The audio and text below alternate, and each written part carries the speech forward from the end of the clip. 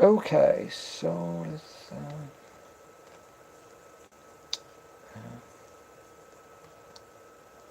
Okay, everyone. So yeah. So I would like to cover quite a bit of ground tonight if people are interested. Just a few words about what happened on Wednesday in front of Parliament, where I was unfortunately I was there on my own. So that's on the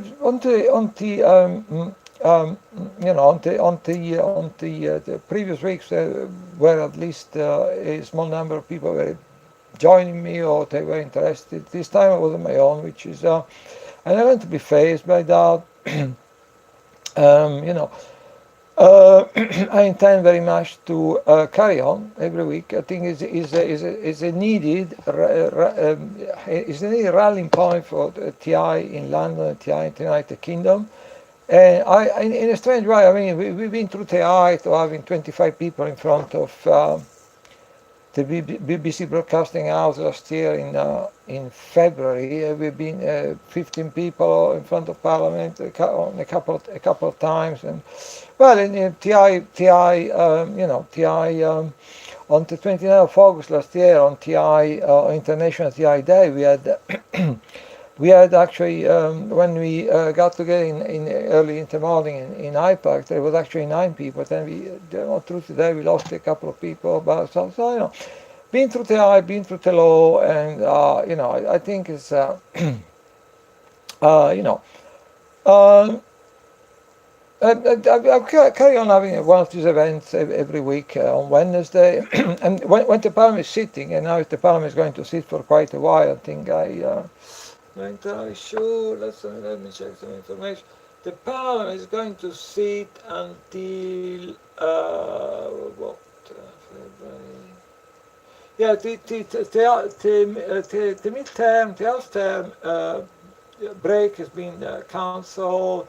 So the Parliament is going to rise for Easter on the 4th of April. So there's quite some time when the Parliament is going to sit continuously.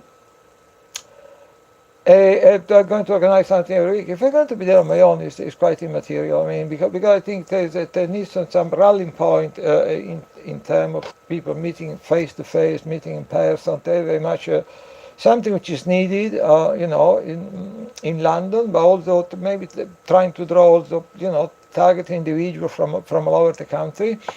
Which may be able to join us maybe every month, not every week obviously, but maybe once a month, once every 2 months or something. So I think there is a need there is a need of some kind of rallying point, meeting point for where TI can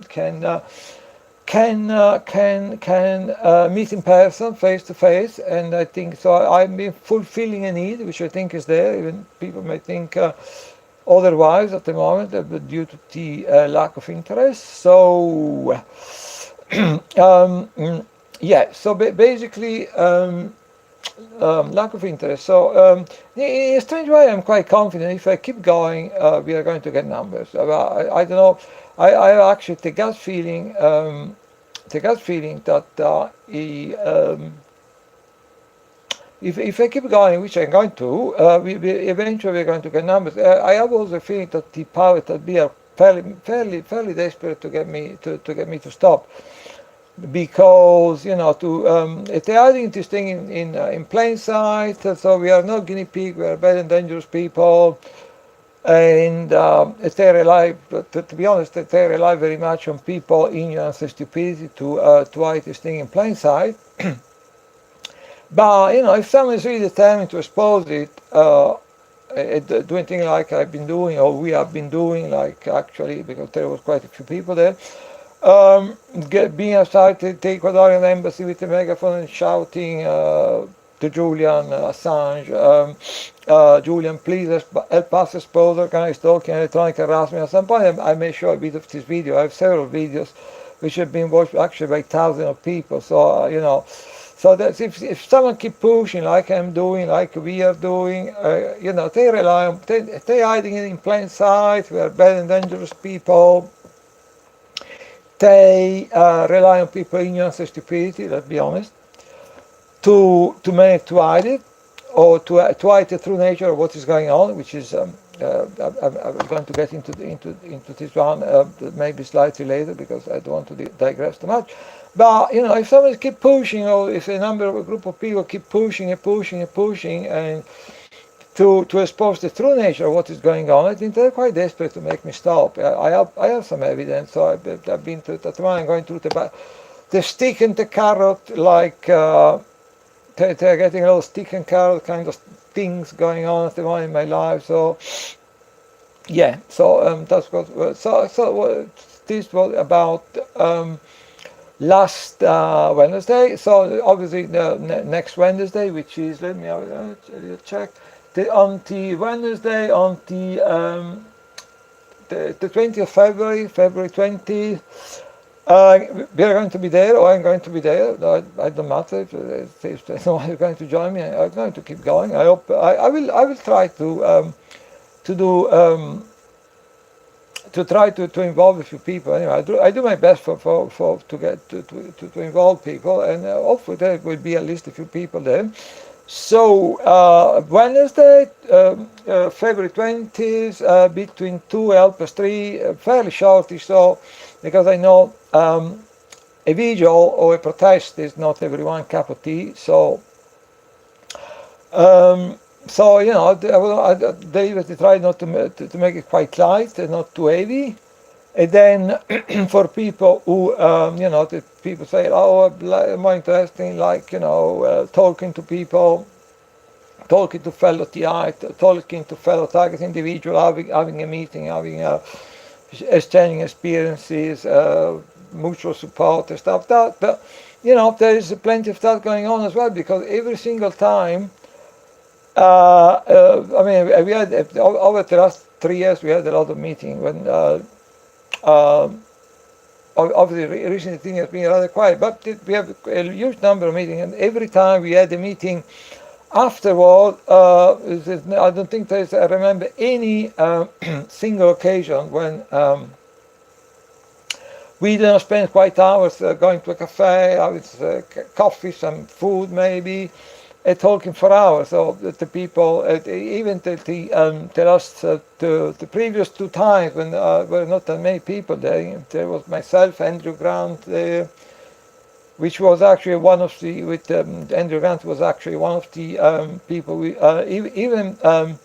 even before Lies, London and Stolke, Andrew Grant was already organizing TI meeting with, together with John Allman. So with Andrew we spent hours talking, and so even though there was not that many people in the previous occasion, there were, we spent hours talking in a cafe or something. So so if you're more interested in talking, exchanging experience, mutual support, etc., etc. After every visual protest, we've been having a little social and going to a cafe, having some food, a coffee, talking for hours. So you can get a meeting as well. So I think actually I'm getting clearer and clearer in my mind of the way of the direction of march and what is need to be done. So I'm at the moment I'm going to stick with no matter what, I'm going to stick with the weekly House of Parliament vigil, which again, to people are repeating this thing 100 times, but anyway, just in case, we are going to be 2 o'clock on Wednesday on the right hand side of the House of Parliament carriage entrance. It's the big black gates, and we are going to be exactly on the right hand side of the gate. Very easy to see us, placards, etc. So very easy to spot us. Another thing is with regard to literature and placard, banners and things, I usually bring a lot of stuff along. So people don't need to worry about that. You can use if they want to leaflet, you can use they don't need to do anything, they just stand there if they want, or they can help just doing some filming, then if you can come along. You can come along at 10 if you're all interested in meeting up and talking, with all fellow TI, target individual. You can come at 10, at 3:30, that's fine. You can come anytime, you come early, you can come at 10, so totally free.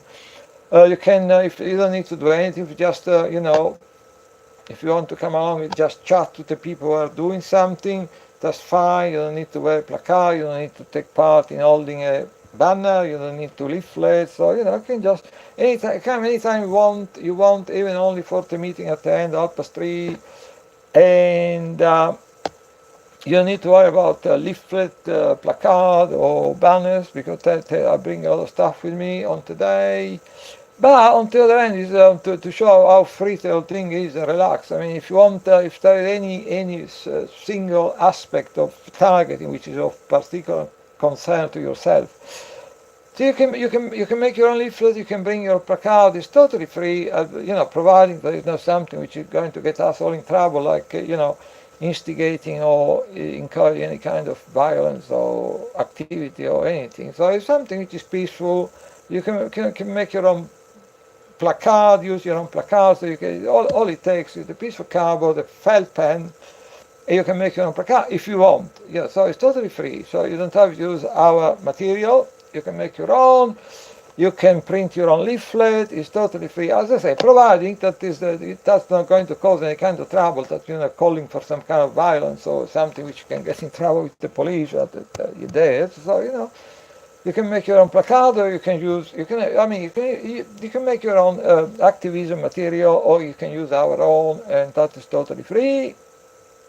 So I think I went through all the logistics, what happened on Wednesday, what is going to happen on next Wednesday, and then I play with the idea. I'm not entirely sure yet, but I am playing with the idea of actually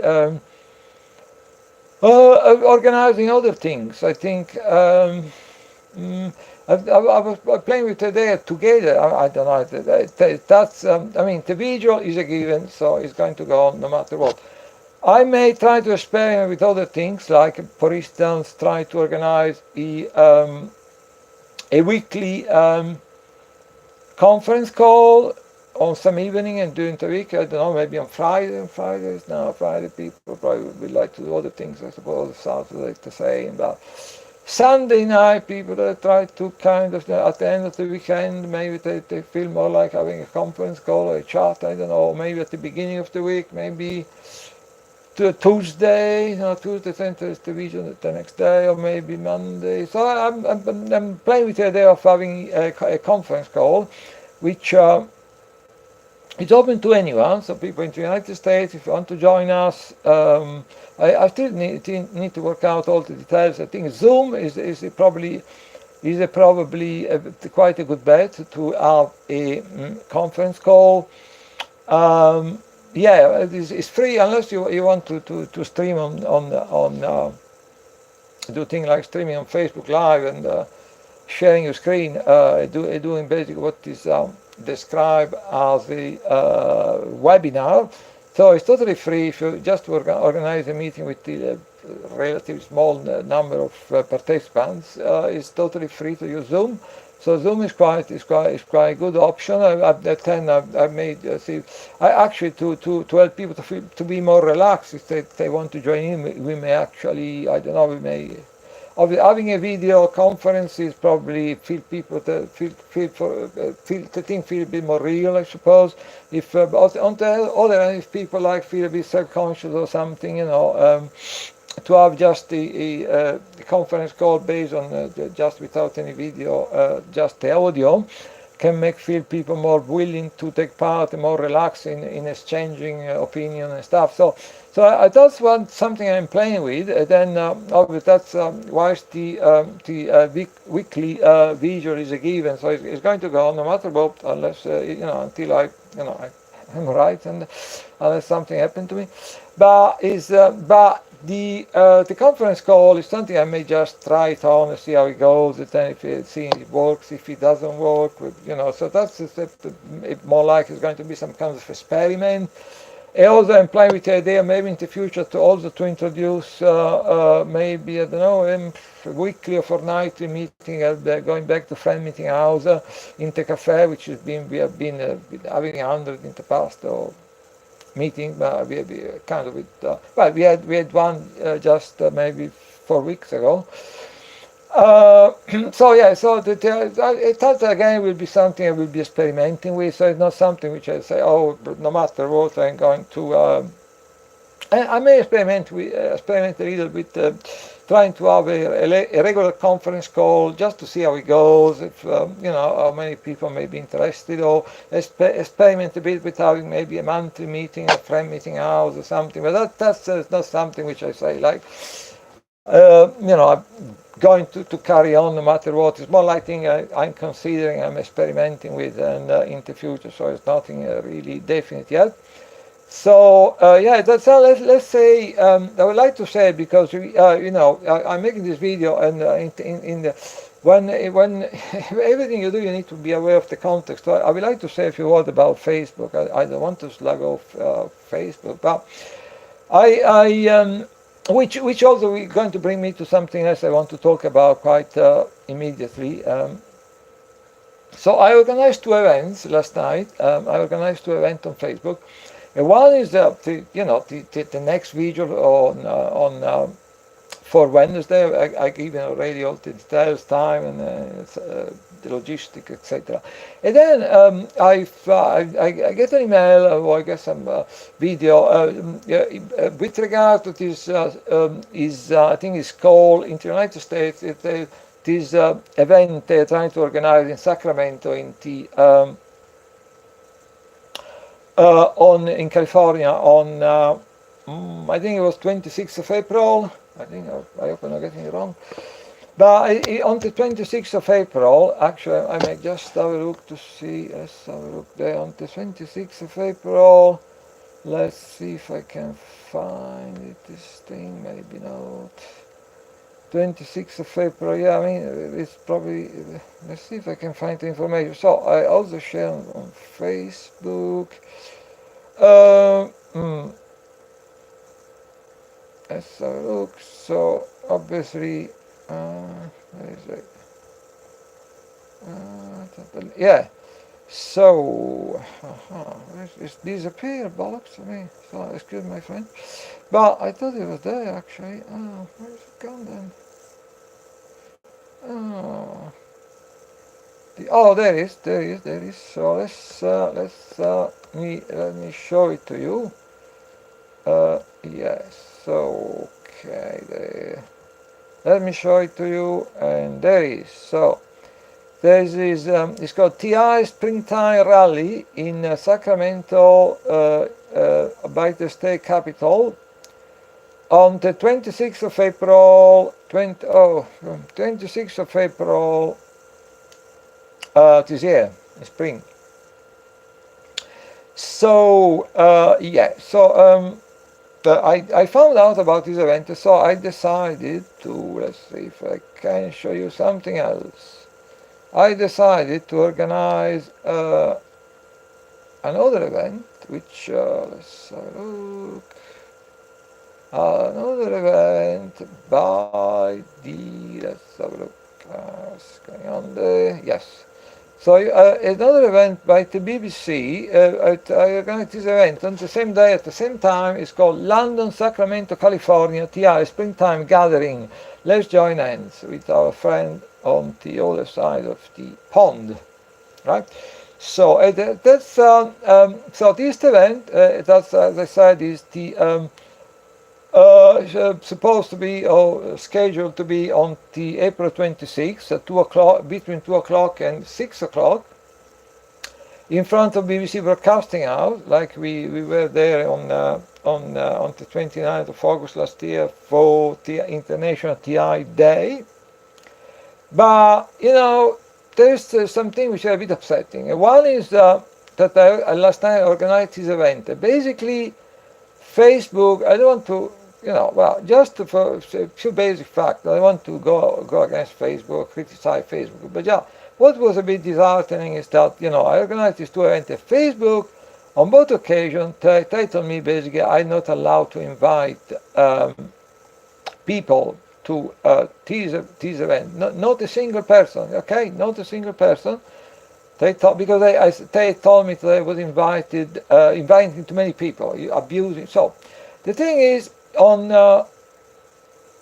I not, but prior to the last couple of months, I actually, I did, I was not for quite some time. I was not organizing any event.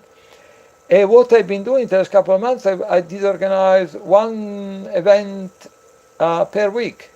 Okay, one event per week. And I also I didn't, even if I'm interested in someone else's event, I didn't invite a friend to other event. Like, oh, there's this event which it sounds quite interesting. I'm interested myself, but I don't go out inviting my not a single one. I don't do that. I come across some event I think it may be interesting, and I signal my interest, but I don't go around inviting anyone else. So I only invite people to event I organize myself. So all I did do in the last few weeks, I was organizing one event per week, nothing more, nothing less. I was not inviting people to other people events. Yeah. So the amount of invitation I was sending out was pretty minimal, following a period in which I did not even organize any event at all. But now Facebook, last night I organized these two events, of which one of which is the House of Parliament Vigil, is the House of Parliament, which is actually a regular event. They can see it's happening every week. And on both occasions they told me, you are abusing this feature of inviting people to events. You're not allowed at the moment. You don't have any invitation left. So okay. That's good. And then another thing which is actually disheartening. Okay, at the moment, I following. I think I'm doing what I need to do. So I don't have a lot of expectation about having 100 people coming to my event. But well, I noticed that I'm having a look at these events. For instance, this one. It's just myself going. 0 people, no one else interested. Right? Whilst if we go, give me a second and I'll show you something else. Whilst if we go to the other event, the House of Parliament Vigil, which if I can get there with a bit of luck, now we get yeah, my browser being a bit funny, which there we go. So if you look at the other event, the House of Parliament Vigil. Same situation. I don't know if you can see there. One guy, which is myself, my humble self, and then 0 people. Obviously, 0 people interested. Obviously, being able to invite people through Facebook is one of the main way of making, if you organize an event. So to make people aware that there is something going on, right?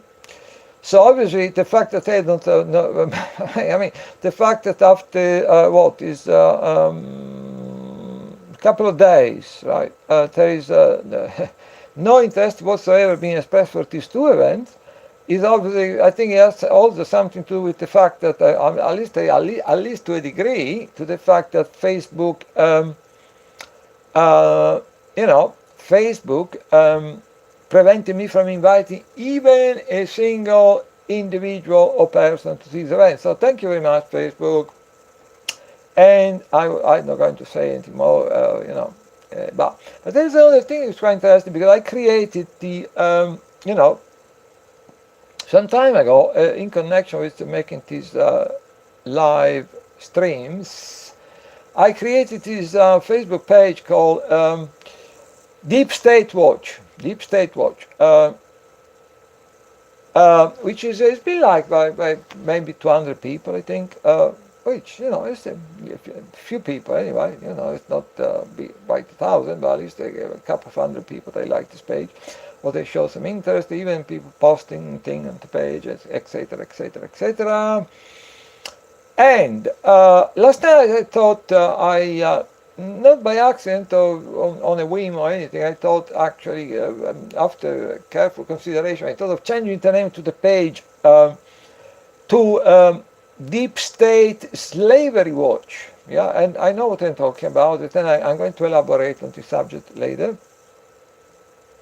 And basically, Facebook is preventing me. So, yeah, just to talk a few words about Facebook. I don't want to I don't want to start slagging off Facebook.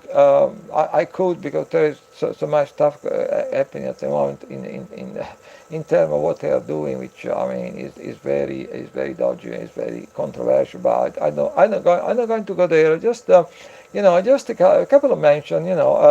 Two events. And not a single person, not a single invitation allowed. And then I wanted to change the name of this page from Deep State Watch to Deep State Slavery Watch, and they say no, that's that's not right. So they didn't allow me to change the name of the page.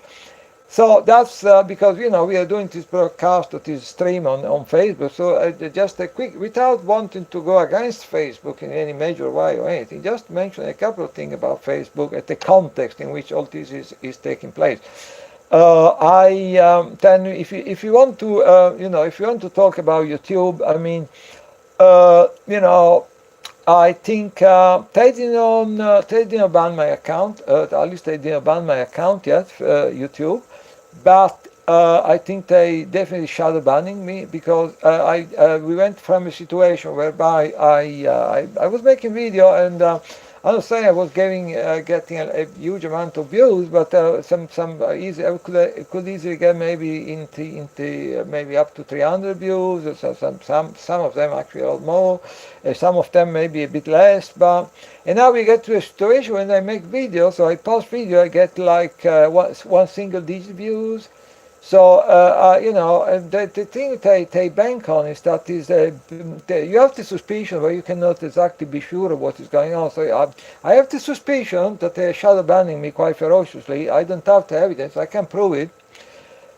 And I think judging by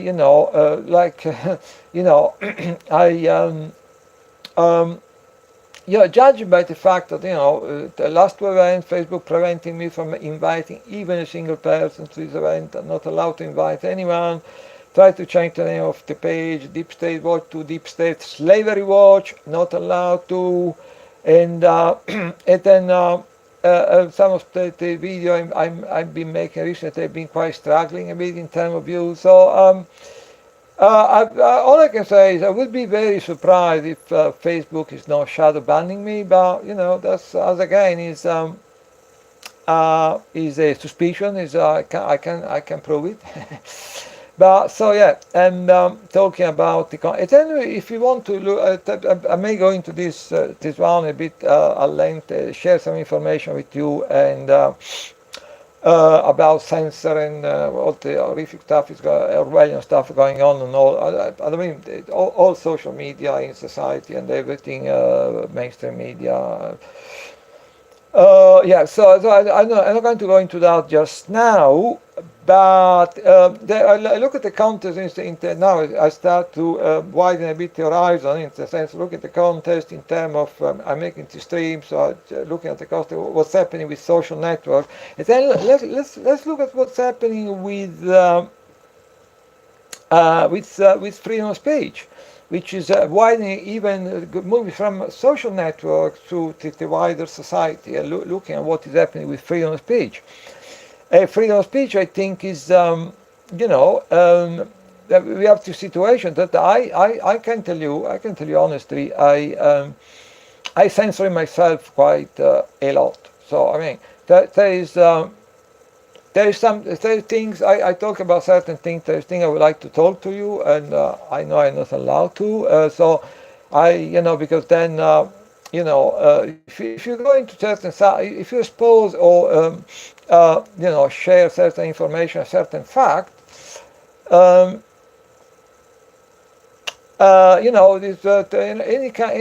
number of things immediately start to happen to you. If you share the truth about a certain kind of truths, which are facts. If you share a certain kind of facts, a number of things may happen to you. You get kicked out from all social networks, or you incur some kind of digital debt. I mean, most things can happen to you that incur some kind of digital debt, but at this time, the way society functions is not very nice to be, being subjected, like some people are into alternative media, for instance, being subjected to. I try to be outspoken. At the same time, I try to be careful what I say. So you can easily incur, because if you say a certain thing or you expose a certain fact, you can usually incur some kind of digital debt, which is not something particularly, desirable. And let me make an example to you. After this, which is totally vile, in my opinion. And let me show you something on this subject actually. This totally vile attempt to regime change Venezuela, which, that's what I think about that. You can see there what I think about that. That's my banner up there. When you can see, Comandante Chavez, which I greatly admire. When he died, there was a vigil down in close to Hyde Park Corner. People went to have a little celebration by the statue of Simon Bolivar in South London. I was there, and so I was a great admirer of Hugo Chavez, and unfortunately, let's see if we can see both of them. Yeah. So when there was this underway, this violent attempt to regime change Venezuela, a lot of there was in the following day. The thing, let's be clear about something. Most people seem to be like flirting with the idea that getting rid of Maduro is a good idea and is proper because he's a dictator or something. The only reason so many people look at with some sympathy of this idea of regime change is because they have been fed 24/7 lies, disinformation, misinformation, and propaganda by mainstream media. Okay, so if mainstream media, is telling you 24/7 lies, misinformation, and disinformation about what's happening in Venezuela, obviously, on the basis of these lies, you think, oh yeah, get rid of Maduro seems quite a good idea, yeah. But it's all based on lies, So. After they started this new abomination, regime change abomination concerning Venezuela, then there is immediately in the next couple of days, 2,000 Twitter accounts were deleted and obliterated because people have been posting information questioning the official version. The official mainstream version of what is happening in Venezuela, done by mainstream media, for saying things like totally factual, the last election in 2016 when Maduro was elected with 60% of the vote, there were hundreds, if not thousands, of international observers on the ground, including former US President Jimmy Carter, and they all saying that that election was one of the cleanest elections they ever monitored. So for pointing out factual information like this, there's 2,000 people that they got, because it was against the mainstream media propaganda, and obviously that was going against what is the terror financial banking elite, a very, very important agenda to regime change Venezuela. So 2,000 people, just for pointing out some few factual reality about Venezuela, they got their account, Twitter account deleted. So that gives some idea what's going on there. So I say, I want to tell you a lot of things that I need to tell people. There are not a lot of things that people need to know.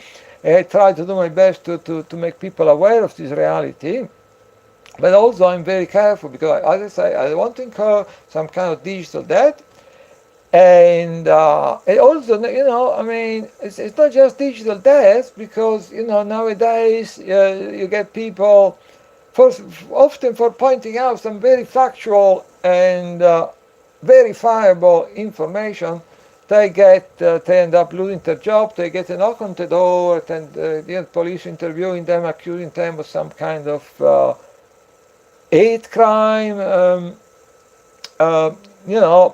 That they can lose their family, they can lose their house, they can can become destitute, and so it's very dangerous to.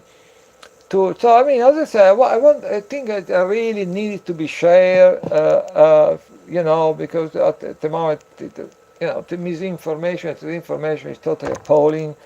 The official narrative, the brainwashing is awful. So I mean, it's everything I need to try to information. But also I'm telling you, I'm very careful. I censor a lot of what I would like to say. I'm very careful of what I'm saying. So yeah. So that's the situation basically, and so that's another thing. Because then it helped me to get into another subject, which is all connected. The subject, the one, bring me to the next one, which is like I think that what they're doing now. I think let's look at the I think there is a few key concepts which is central to all the stuff going on. One is enslavement. They're trying when it comes to people into West, into United States, North America, Europe, I believe they try to enslave people. That's the aim. Okay, they try to enslave people through enslave them psychologically, enslave them politically, enslave them economically, and enslave them emotionally, right? Enslavement, that's one of the key words with regard to what's happening. Enslavement.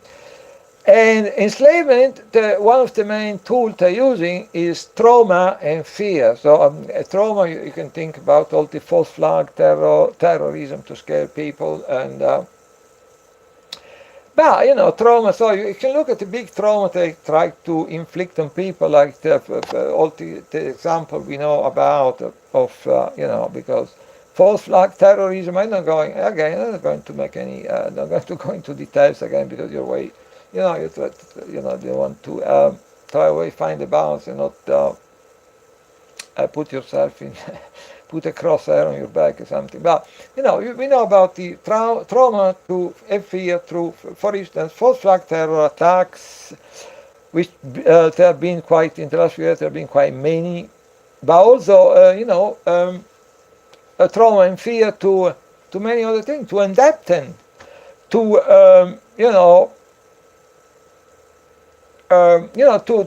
through mainstream media, which are reporting. Very scary story to make people worried and concerned. Maybe even maybe I don't know. I am a climate change. I'm probably going to upset a lot of people. I am a climate change. I don't know. I'm the climate change agnostic. I don't know. Maybe climate change is really taking place. Maybe climate change is really one of the main threats we face at the moment. But also climate change having a problem, which they tell you is almost unsolvable. Like if we can stop tomorrow driving any car or flying any plane, still we are heading toward everything melting in the so having this narrative of problem, which no matter what we do is going to be hammer us. It's quite good to for this logic of controlling and enslaving people through fear and trauma. So you have false flag terrorism. You have the endebtment. You have they're cutting jobs, they're cutting wages, they're cutting welfare, they're cutting public services. And I believe that if you look at the North America, if you look at Europe, probably I don't know. I think my impression. I don't know. I don't have any precise data, but I think there is a good 60-70% of the entire population live in abject poverty, right? in this country, for instance, we know what we do know is that there are up to 5 million families. So I mean, it's not just 5 million people, 5 million family, working family where there is at least one person working, and they are in abject poverty. So what all this is boiling down to is enslavement. Yeah, as enslavement, targeting is very important for enslavement, because it's a big problem. It's a big program. You go around, you talk to politicians, you talk to journalists, even you talk to people in alternative media. You will hardly find anyone prepared to acknowledge that this stuff is going on. But you also get people traveling from the US to Europe and vice versa. It follows people around. It's a big NATO-wide program.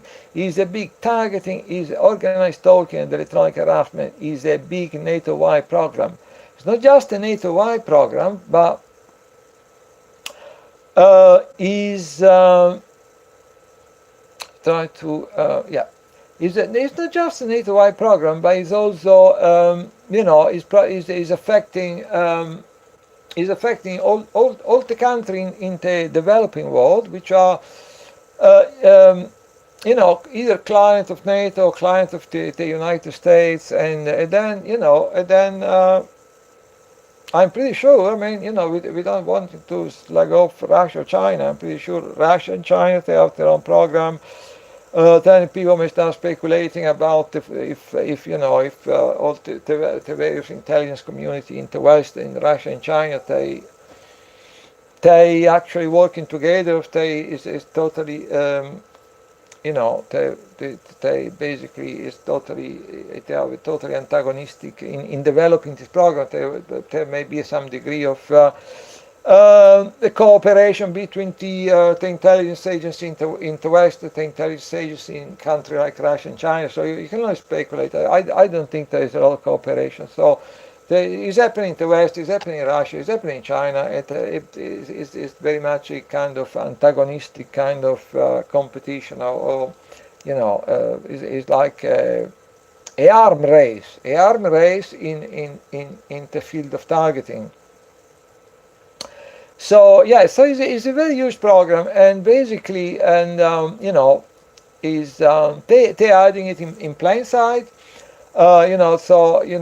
Which is some people think is the best way of hiding something. You hide it in plain sight. So they're not telling people nothing is going on. They're telling people, this guinea pig, we are better than dangerous people, and the only way to contain us is to subject us to a 24/7 campaign of harassment.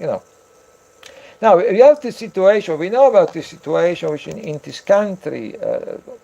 In many other countries, possibly in every country, we have all these criminals and terrorists, which they often left to their own devices. Nothing has been done about them. When actually, often they possibly have this kind of a lot of these criminal terrorists. They have this they have this kind of incestuous relationship with the law enforcement and the intelligence community. We know about that. We have plenty of evidence that. And then, then we get this kind of either act of terrorism or act of false flag terrorism. And then it seemed like these people were like kind of not just don't just being known to the intelligence community, but also maybe even having chat with them, having them visiting them, and so all this stuff.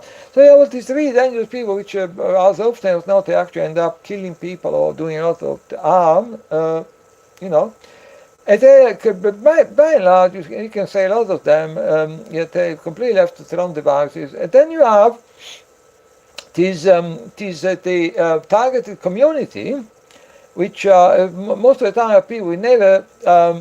They never hurt anyone in their entire life. They've never been indicted or convicted of any crime. Most people in the TI community, they've even been arrested in their entire life. And the people are told, wives told, you have all these criminals, these drug dealers, and these terrorists roaming free and doing all kind of stuff, quite mind-blowing stuff, under the nose of, or maybe in cooperation and, working together with the intelligence community, law enforcement. Then you have targeted individuals, totally innocent people, and the people are told that we are so bad and dangerous, that the only way to contain us is to, constantly 24/7 breathing in our neck, subjecting us to constant harassment. And that's the only way to contain us, because if that were to stop one day, obviously, immediately we will start to do unspeakable thing, and a horrible thing were to happen, and then, people can judge, you can say people can judge themselves how idiotic, absurd this whole situation is, except that, you have to wonder, after all the brainwashing people get from the cradle to the grave, if they are in any condition, to appreciate how idiotic, absurd, and insane this whole situation is. So, yeah, but going back to the fact that target, I think we have. I think if you look at what's going on in the world, then you see that a lot of the stuff going on is basically. You can find behind the scene, pulling the string. You can find what I call basically the terror financial banking cartel, right? Because if you dig deeply, it's not a question of conspiracy theory. If you take the trouble to dig deep enough in what is going on, then you always get to the connection with the banking community, the money lending cartel, the people who control the money supply, the people who have a license to print money, like the people in the Federal Reserve at the Bank of England, which people have, there's obviously a deliberate campaign of misleading people in the US, in this country, for instance, whereby people are led to believe that the Federal Reserve is the Bank of England as part of the government, but the Federal Reserve is the Bank of England, but are obviously privately owned by families, banks, individuals, and then, but, the thing is, you cannot allow people to realize that the Federal Reserve and the Bank of England are privately owned, because then the question, the question people would immediately ask: why is not our government printing the money? Why our government is allowing these glorified criminals to print money, and then the government has to go to borrow money from them, the criminals, with interest? So this is quite. They do everything possible to mislead people into believing that the Bank of England and the Federal Reserve, most of the central bank in the world, they are part of the respective government, And then, usually any politician which has been advocating a different state of affairs, like Abraham Lincoln or JFK or many others, they usually end up meeting a sticky end. So, yeah. I think that if you dig deep enough, you will find, without being too specific, bankers, banking family, the what I like to call the terror financial banking cartel, which is something very real. That you try to go against these people, then one of these people, then you get all of them on your back. So. So that's the situation. Again, enslavement is the key word. Enslavement is the word, because these people, they seem intent of completely enslaving people, completely squeezing people, squeezing us in abject poverty. So because every year, every day, there is thousands or millions of people being pushed into abject poverty. Look at universal credit in this country. How many, sanction of benefit sanction, people are getting pushed into abject poverty. Again, the word is slavery. They try to enslave people. They try to enslave people. What that means? They try to increase.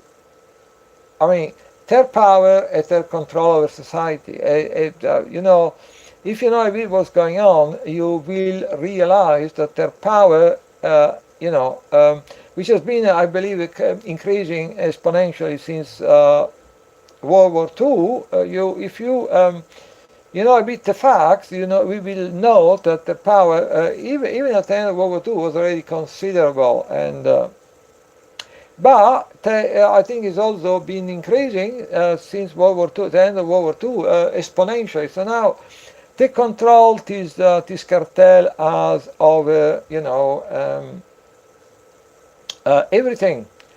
The political establishment, if you have a bi-party system, two-party system, they control both parties usually in the country. They control the media, mainstream media. Wow,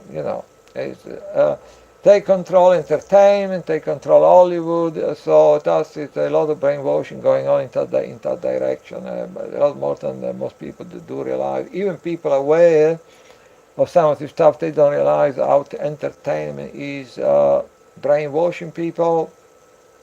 They control big pharma, they control all the chemical company, obviously they control the bank, they are the banks. They control, as I say, oil, pharma, defense. They control defense. You have this, corporatist situation whereby you no longer know where the states end, when it is the corporate sector begins. So it's all in bed together. If you look at what's happening with the Lockheed Martin at the F-35, obviously, if the fiasco of the F-35, if they done that, something like that in China, for instance, it's all still Lockheed Martin people end up in front of a firing squad. But because in the US it is corporatist, which usually corporatism historically it was considered a synonym for fascism. So you have this corporatist thing where they all in bed together, the political establishment, all the people sitting on the board of this company, because then when they leave office, they go on the board of these companies, so they all big happy family. So instead of what Lockheed Martin people being put in front of a firing squad for the for the F-35 fiasco, which involved this quandary of trillions of dollars, they would be in China, in a country like China, I mean, which executing the bankers, which I think that's the good idea about bankers. Some of if they found a banker with the fit into the system or engage in massive financial fraud, as often as not, if you're in China, you end up in front of a firing squad. But with Lockheed Martin in the US, they keep throwing money of them, they're throwing money. So, they were this F-35 fiasco. If then, So, yeah, so basically, you have these people control everything, in society. They seem to have some kind of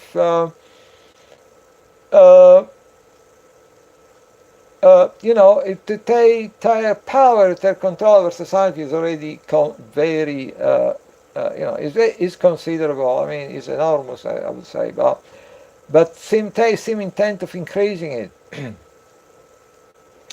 I suppose,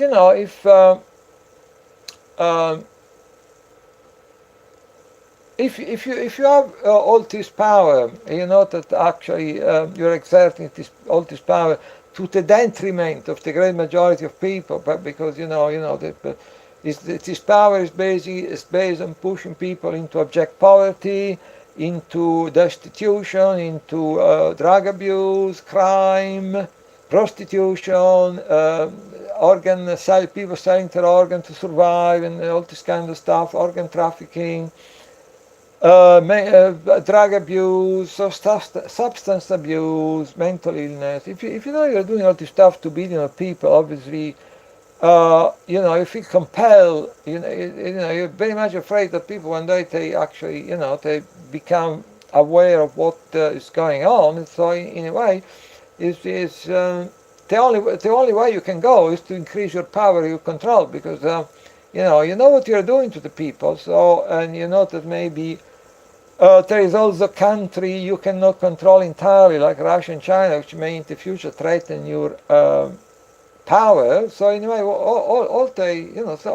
the only way they have to go is to try to increase their power, their control over society, which is what they're trying to do.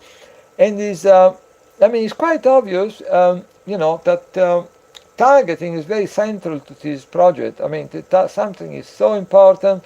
I personally believe that these bankers targeting, including meaning, organized stalking and electronic harassment is very much one of their pet projects. I believe that they have a fairly direct involvement in this project. Like in keeping an eye, monitoring them, getting all these bankers getting updated on the development of these programs. I also believe that if they thought they could get away with it, they will start tomorrow rolling this program out, which at the moment affect a relatively small number of people. They will start tomorrow rolling these programs out on all kind of political activists, whistleblowers, everyone crossing their own person, everyone creating problem, creating problem for the corporative state. They will start rolling them out, but they obviously afraid of the backlash. So what they're doing at the moment, they testing all this stuff on us, meaning organized stalking and electronic harassment. But if you think in terms of social control, which for them is a must for social control, so I think in a way targeting is the third level of social control. So you have the first level of social control, which is a completely, a rigged judiciary system. So you start crossing them, you start creating problem for their interest or their vested interest. So the first thing they do, they start digging into all this terabyte of data they have now on every one of us. And then okay. So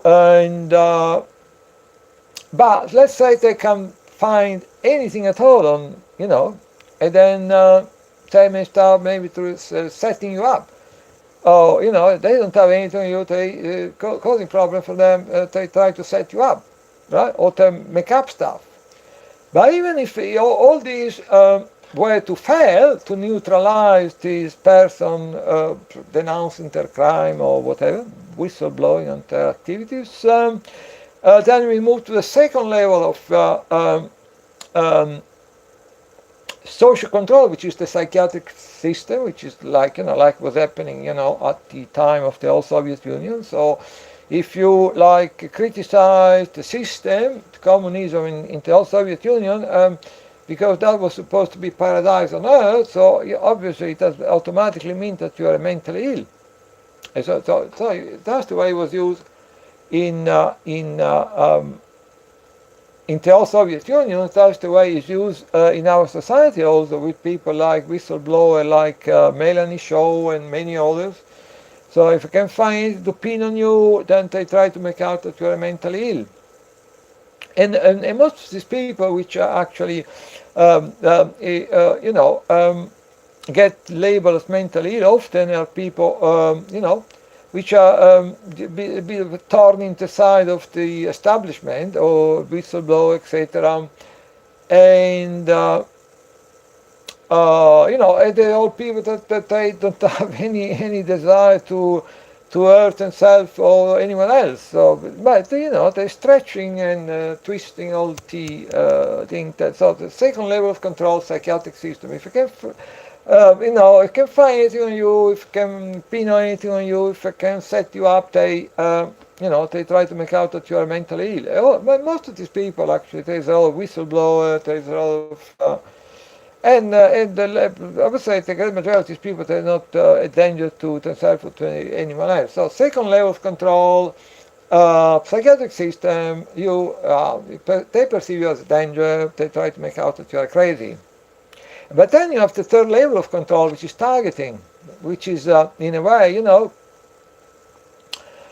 which is the best one, because if they could, everyone, if everyone creating problem for them and whistleblowing about their activities, they could do what they're doing to us, which is they completely assassinate your character, get all your neighbors to work against you, to persecute you, to harass you 24/7, frying you in your home with microwave, giving you sleep deprivation, for days. So after a while, if starting you wanted to whistleblow on the crime of these people, but then after, they give you sleep deprivation for a few days. After a few days, all you can think about is try to get some sleep. You forget about whistleblowing.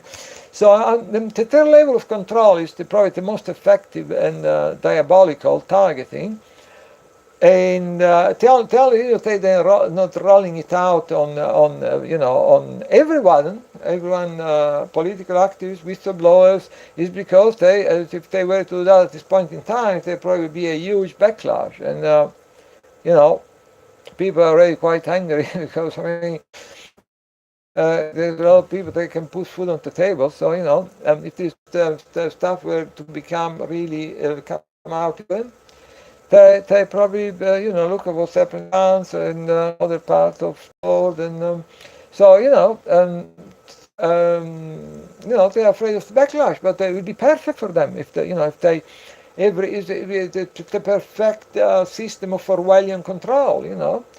So people, we are the guinea pig, and also there's all this mechanism whereby the ordinary people, which are possibly very frustrated because they've been getting screwed by this banker for many years, they probably in a way it's quite they vent on the basis of the lies and the fabrications they have been told about us target individuals. They vent their frustration. So I created a social dynamic which is very useful to the banker, because all these frustrated people, which possibly they don't have enough to eat, or they don't have enough money to put food on the table, they can frustrate. It's very convenient for the banker. They can vent their aggression and their malevolence on the basis of all the lies they've been told about us. They can vent their aggression and their frustration on us target individuals. So if you look, it's very scary for the future of humanity, and so people think they taking part in some kind of vigilante program to contain some very bad and dangerous people. What they're actually doing is that they help develop the technology that in the future will be used, the Orwellian, will be used against possibly them, and certainly I'm pretty sure, at least that's the plan anyway, to against their children and grandchildren. So they think that they're taking part in some worthy vigilante program. They have developed the programs which is quite likely one day they will be used against their children and grandchildren. So that's I think I get to the end of this section of the program, and now I would like to spend some time having a look at these. A lot of people may have heard about these. I'm going to show it to you. The what is called the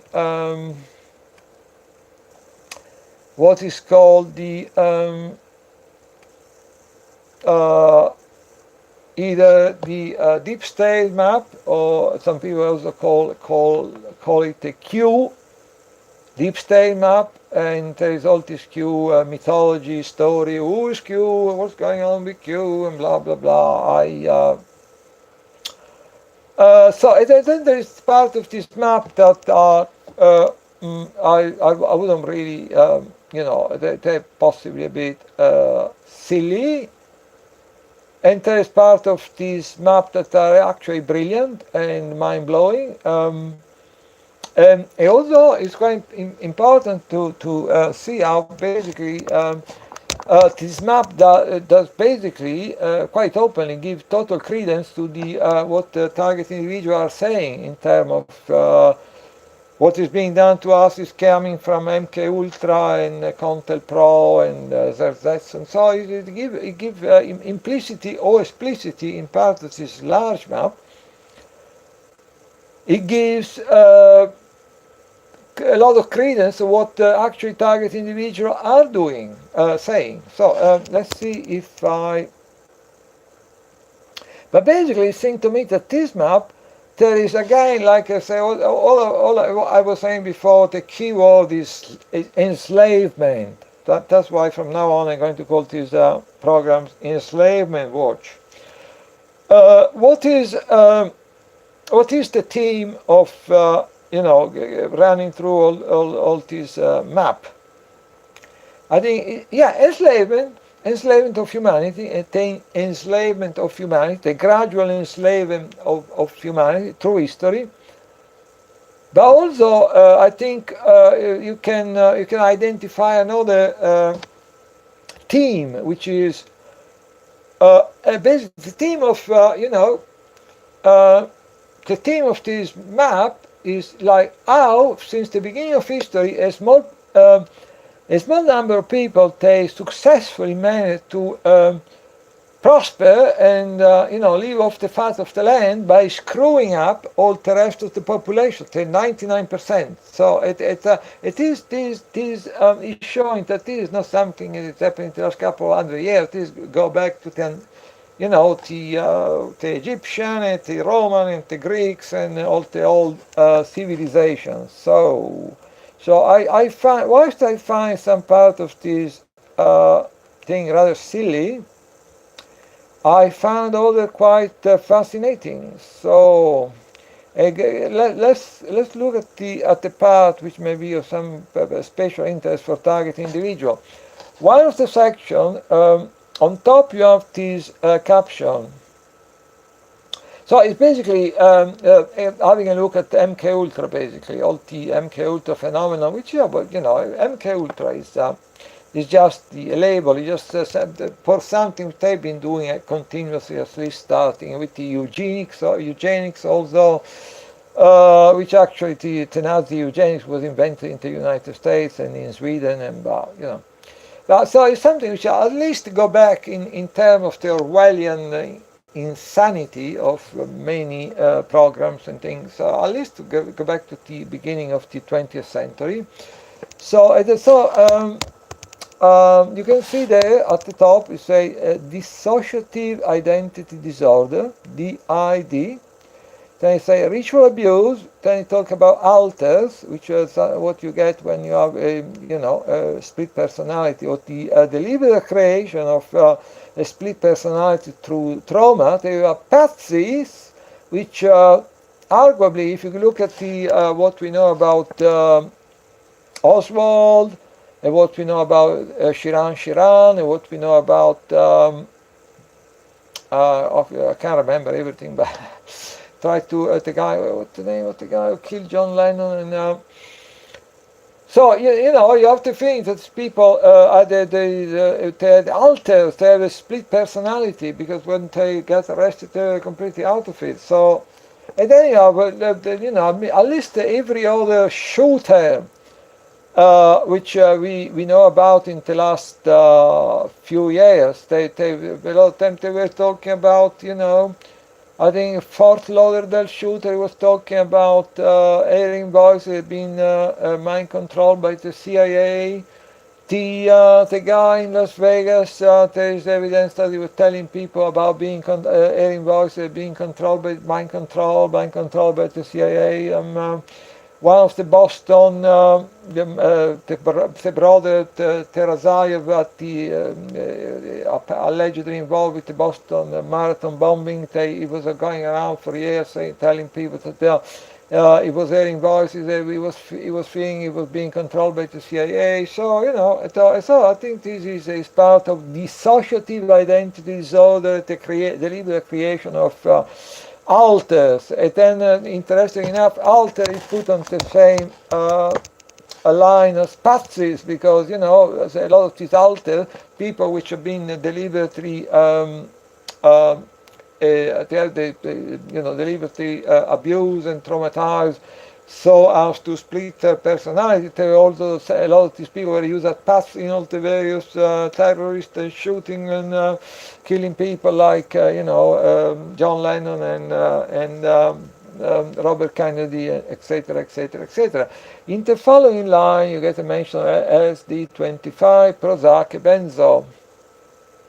Then you get in the following line, you get a mention of triggers and handlers, which speak for itself. And then at the very center of this little section of the map, you get trauma-based mind control. So that's not quite a superficial map. Look at just it seems that in a way some parts of this map they dig quite deep in understanding what is going on with the mental slavery and the enslavement of humanity, because that's what we are dealing with, the enslavement of humanity, which is well advanced. Yet if you look at all the lies of the arrogance of the power, the arrogance of mainstream media, the way increasing everyone try to state the truth, to state some basic fact, documented fact, get victimized, incur some digital debt, find the police knocking at his door accusing him of some kind of hate crime, and the rest of it. So the enslavement is well underway. We're not talking about future enslavement. Food bank, food stamps, 5 million working families in this country into abject poverty, 100,000 disabled people, died after weeks after being found, fit for work in 2011, in 2012. So then in the following line you have the patterning and the psychic driving, which was a good example. It was this criminal, Ewan Cameron, Scottish-born psychiatrist, Ewan Cameron, which was getting a lot of money from the CIA. And most of his crimes were committed in Montreal, which I think it was quite convenient for the CIA to have this kind of displacement, so not committed in the United States, but in Montreal and at McGill Memorial Hospital and various other hospitals. And so basically, when it comes to the patterning, as many people will know, is destroying completely the mind of some individuals. So I was doing things like giving people constantly electroshock for weeks, or at the time actually electroshock was a more dangerous business than it is nowadays, because it's the abomination, is one of the most horrific forms of torture you can inflict on a human being. But it's at least nowadays they taking some kind of precaution to make sure that to prevent some serious injury occurring during the procedure. But at the time that was not in place. So if Ewan Cameron was giving his patient, often people are admitting to hospital for a very mild depression. I have the misfortune of coming across Ewan Cameron.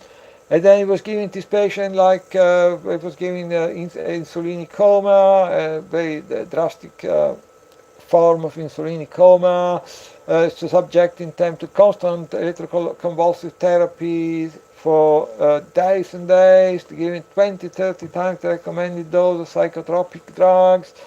Well, doing all this stuff to people. Most of these people they end up reduced to a state of vegetable, laying on some floor in the fetal position, and some of them committed suicide.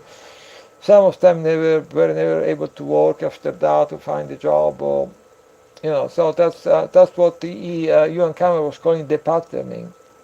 And psychic driving is this crazy notion that after having done all these stuff to people, destroying them completely, then he was going to do some psychic driving, in the sense of making them good people, good healthy people, like by subjecting them. They probably most of the time when they were contained into a straitjacket and they all chained to a bed, to a recording of the constant message like, "Oh, you're a good person, you will contribute positive to society," repeated to them through recording for maybe days and days on end, in total sensory, in a situation of totally sensory deprivation. So that was supposed to rebuild the personality of these victims, which are basically target individuals like us, and 300%. And as I said, rebuilding the personality of these people with the psychic driving. Most of these people either committed suicide, or that they reduced, they were institutionalized for life, laying on the floor in the fetal position, reduced to a state of vegetable, and never able to walk again. So yeah. Then there is a mention of Cathy O'Brien book, Transformation of America. Then at the end there is the mention of the Project Monarch, which is basically, subjecting children to early trauma, to completely create split personality, and and then there is at the bottom the Voice to Skull V2K. So I personally believe that if we talk about Project Monarch, and I think most of the women which are which are involved either in prostitution, or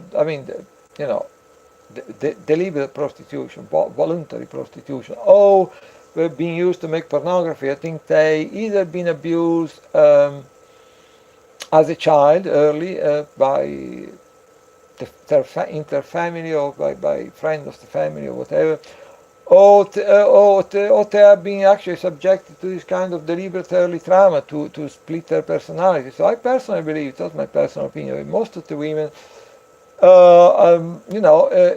which involved in prostitution, or extreme sexual practice, or making pornography, they actually been either abused early on in life by inter family, or they have been subjected to this practice similar to the one done within Project Monarch, so to traumatize them fairly early through sexually and with other form of brutality and abuse, and to get the personality split. So that's so much for Project Monarch. And Voice to Skull is quite interesting, because Voice to Skull, I think, in a way, if you go to people talking about Voice to Skull and the fact that if there is any such thing as Voice to Skull, most people will dismiss you as totally crazy. But I believe that we need to turn this kind of notion on his head, and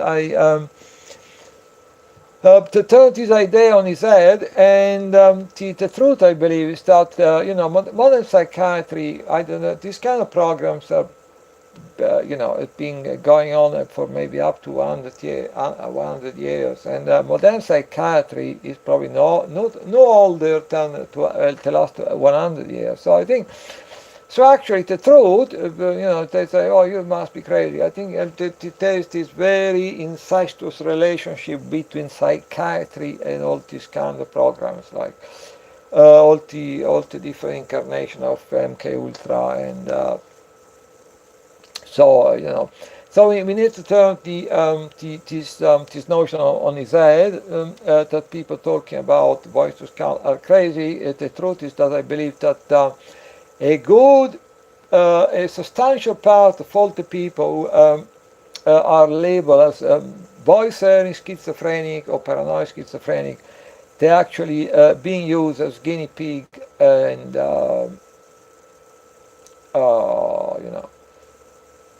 and guinea pig in the testing of this kind of technology. I remember maybe a couple of years ago, I was at King College.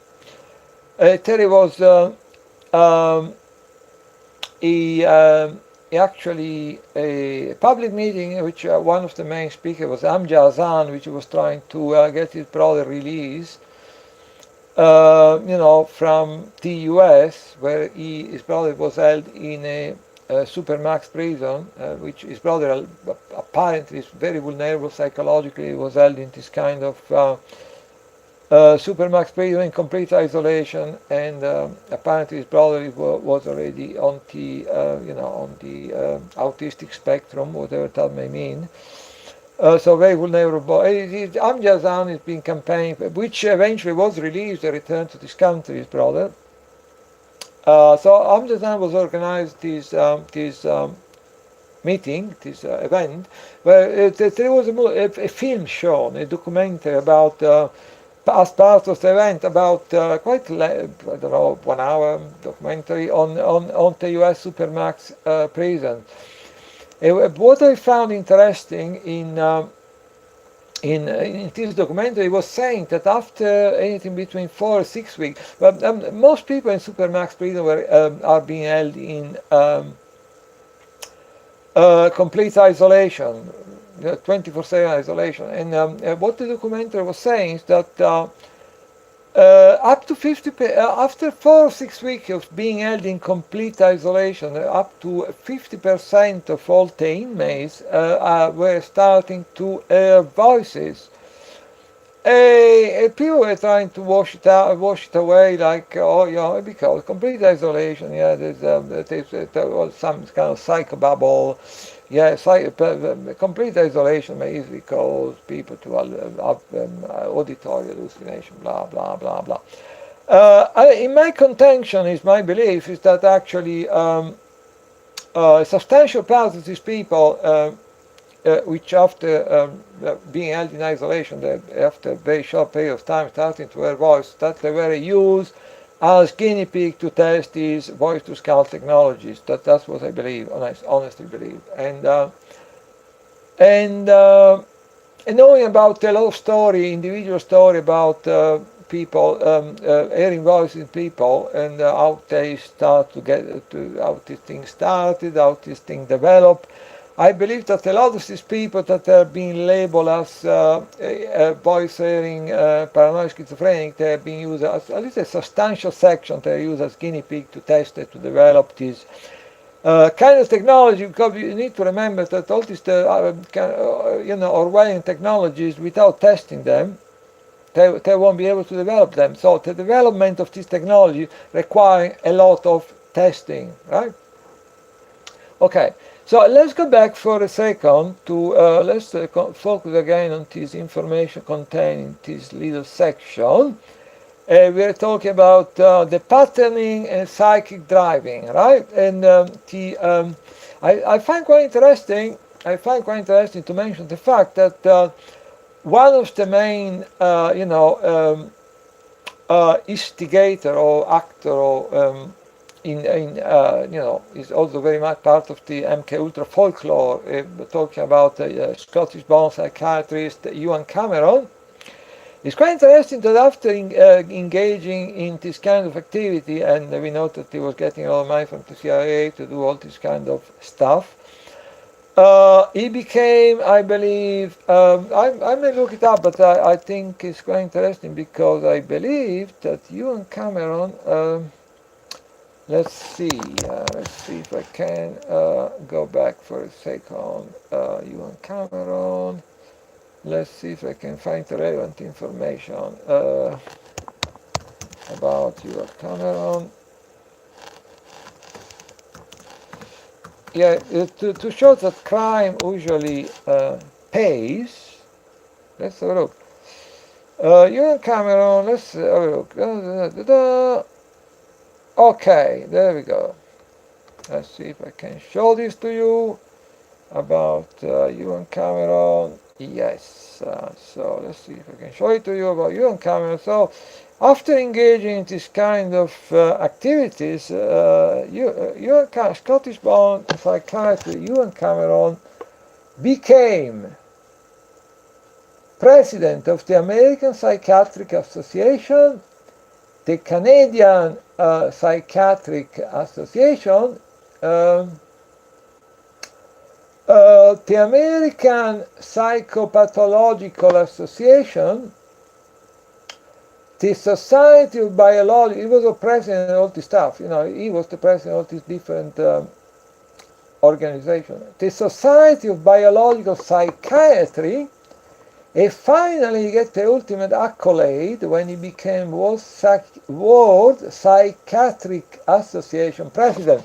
So you see, there you can start to smell all the corruption of the corruption, because another key word on, so we talk about the keyword enslavement. Another keyword for this kind of activity is stinking, disgusting, revolting corruption.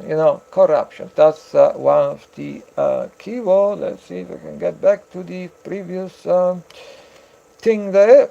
And yeah, so corruption. So people think like, people they get like brainwashed and fed all this propaganda from the cradle to the grave. They think like, society is kept together by decency, honesty, truth, democracy. No. So Western society, like most society, unfortunately, I think in history, not just Western society, most society, after a while, they get a bit more sophisticated, and the stuff, the glue that keep societies together is the corruption and conniving and collusion. So, I turn a blind eye to your little racket, you turn the blind eye to mine. If you look at people are amazed, some targeted individuals are amazed when the way they've been treated by authorities, by local authorities, by the medical profession, the legal profession, the psychiatric profession. They can't believe the way they're getting treated. The level of duplicity and insanity and you need to understand is all this the day-to-day. I mean, there may be people in the legal profession doing doing good things. There may be people in the medical profession at the NHS doing very good things, and there are people in law enforcement doing wonderful things. But by and large, the glue keep together all these institutions is corruption, collusion, conniving. So there's all this. If you start to look into detail, it's like when you lift a stone in your garden, you get all these creatures crawling around.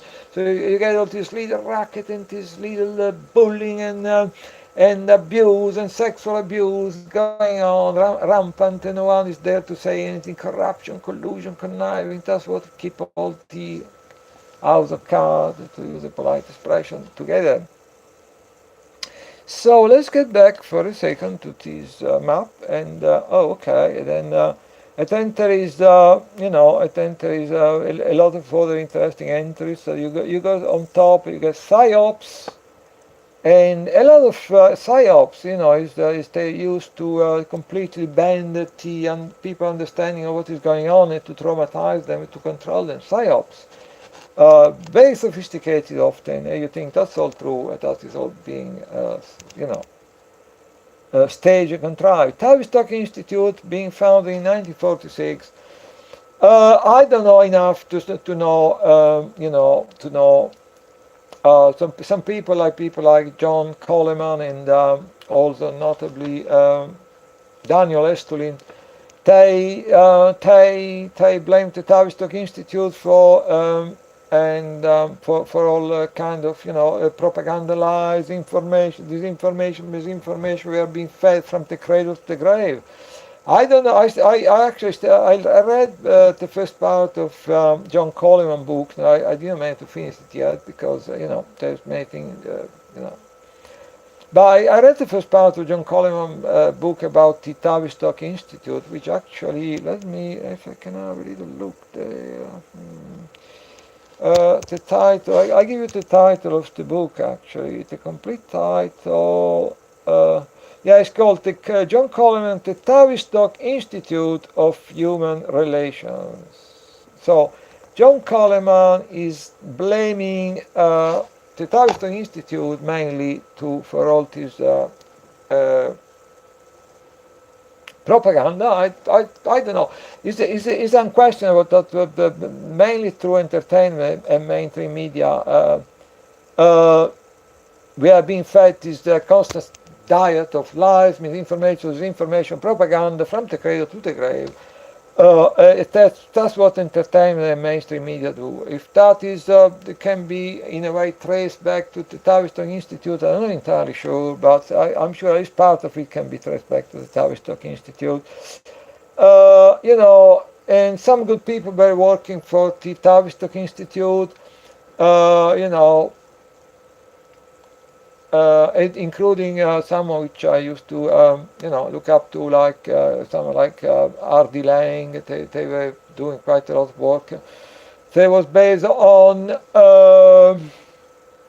were based on, they was financed and enabled by, you know, by grants being given to them by the Tavistock Institute. So in a way, it is also showed this constant connection between corruption and you know, even you get a lot of you know, it is quite interesting, a story which is being reported by Susie Dawson. I don't know who she is and what, because that will be too much digressing, but basically she reported this very interesting story about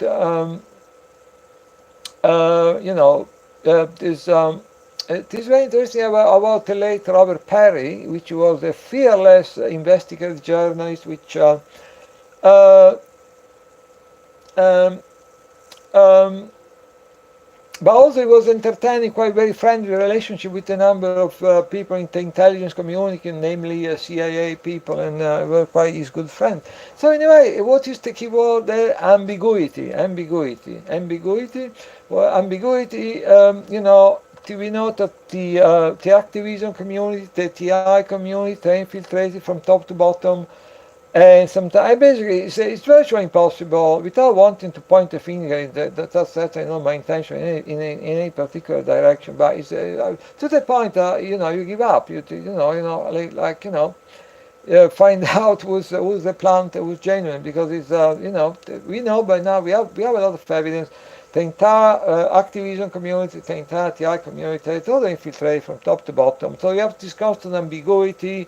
Corruption, ambiguity, you know, people may be, you know, like, people may even be genuine, but then they get like, you know, the hubris,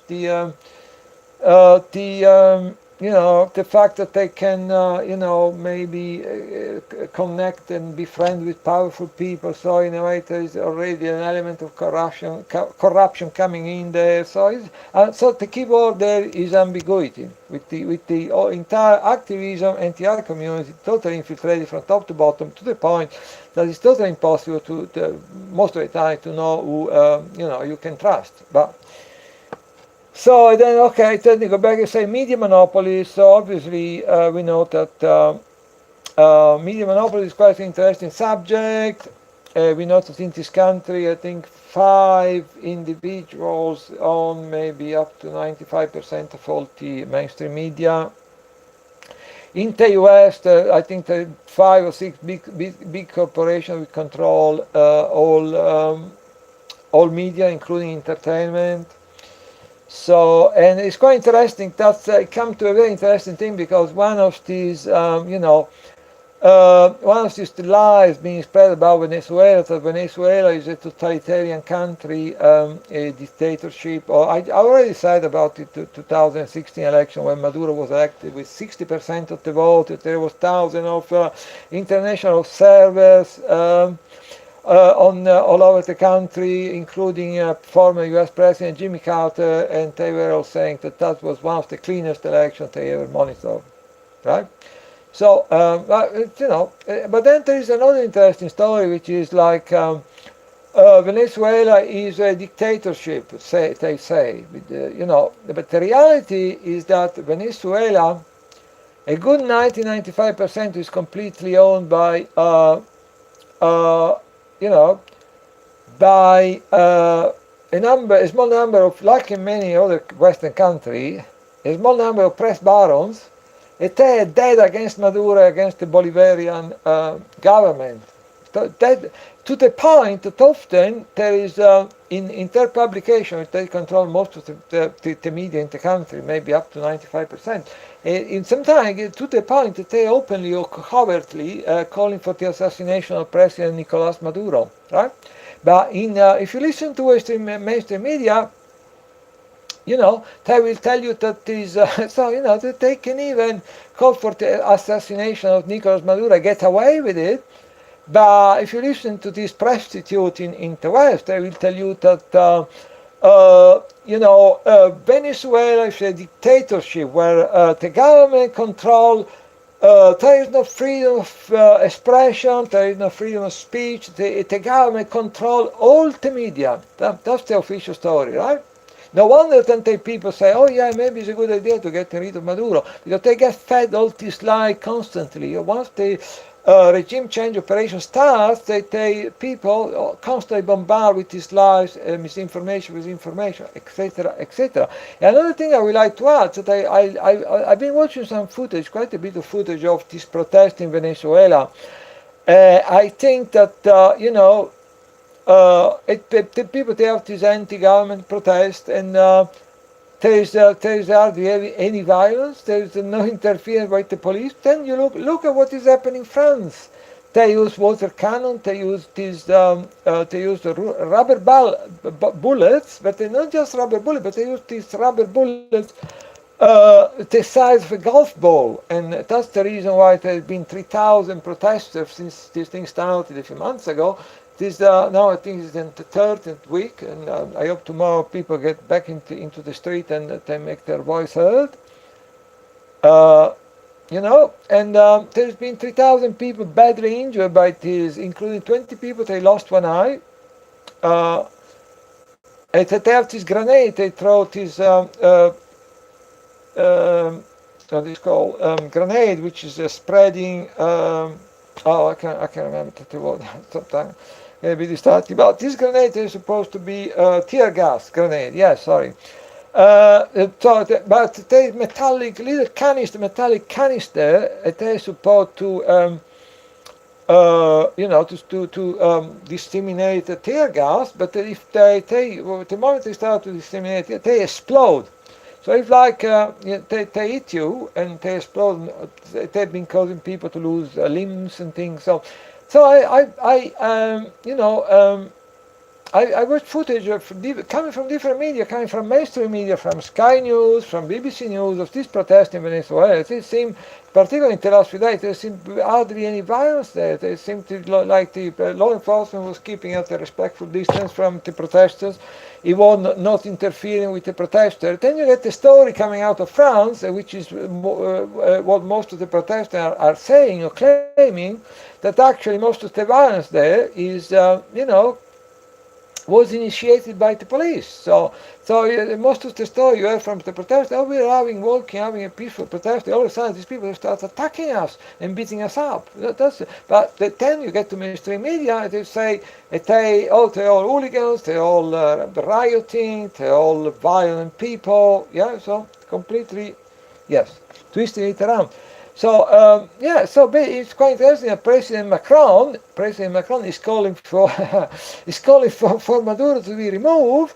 Why it seems that particularly in the last few days, I mean, there's hardly been any interference with these people have been left allowed to protest to their content in Caracas without hardly any interference by law enforcement or anyone. And then you look at the horrific violence being inflicted on these protesters in France, and then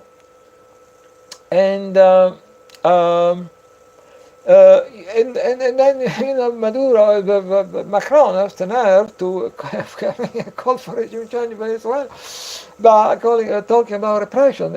I'm sure most people know that Macron, Macron used to be, that's a fact, and I know, I can understand if people think I'm making it up or think it is a conspiracy theory, but Macron he used to be a banker, and Macron was working for Rothschild Paris. I'm not making it up, go check. He was working for Rothschild Paris mergers and acquisitions, yeah. Then, when previously François Hollande was elected as president of France, the previous president, which was elected on a socialist ticket, yeah. And when François Hollande was starting to really squeeze the people of France, pushing millions into poverty with austerity, etc., the architect of his economic policies was an individual called Emmanuel Macron. Yeah. Then, just 2 years prior to the last presidential election, all of a sudden, François Macron disappeared completely from sight. Yeah. So he was the architect of of austerity in France, working a bit in the financial ministries in France with the blueprint for austerity, causing millions of French people to be pushed into abject poverty. He was doing that a bit in the background, like Rasputin-like figure.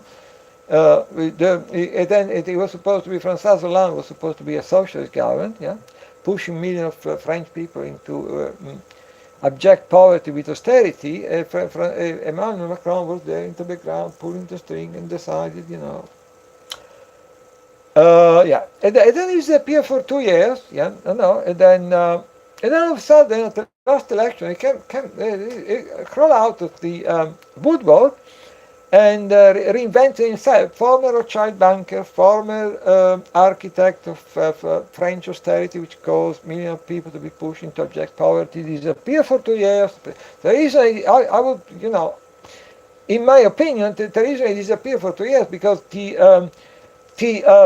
terror financial banking cartel, which completely controlled France in the same way they controlled this country completely, they controlled the United States completely, etc., etc., etc., had already decided 2 years ago, when he completely disappeared from sight, they crawled back into the woodwork for some time. It was already been appointed 2 years ago, 2 years before the last presidential election. Emmanuel Macron was already been appointed by the terror financial banking cartel as the next French president. Yeah. So just we are talking about the Yellow Vest, and that's some background information about Mr. Monsieur Emmanuel Macron. They talk media monopolies. They mention obviously Anderson Cooper, Misa Brzezinski, CNN, Operation Mockingbird. As many people know, was the CIA infiltrating themselves in most of the U.S. media, starting with by the end of World War II. And now I read just an article recently of some shield or something pretending no, Operation Mockingbird was something completely different. No, Operation Mockingbird was the CIA. We know that. We have the fact. We have the information in the public domain. Operation Mockingbird was the CIA paying money and having close contact with hundreds of U.S. journalists in all the different media and feeding them stories, feeding them propaganda, lies, misinformation, disinformation, and the rest of it. So, and then media monopolies, obviously, and then you have a couple of entries there which say, try to explain it to you. What do you mean? Reuters, and then it says 1851, and then underneath it says Associated Press 1846. What does that mean? It means that the Rothschild family, very early on in the 19th century, in 1946, they managed to acquire complete control of Associated Press, and the same Rothschild family 5 years later, so obviously now the official, like, is after the death of the assassination of Kennedy, they created the expression conspiracy theories, like apparently, allegedly, it was done deliberately by the CIA to cover up what really happened in Dallas, etc., etc. And with regard to the Rothschild, if you say anything about the Rothschild, they say, "Oh, you're a conspiracy theorist," right? Anyway, it's totally factual. The Rothschild family, they were very active earlier on, in the middle of the 19th century. In 1846, they already acquired complete control of the Associated Press, and 5 years later, they acquired complete control of Reuters.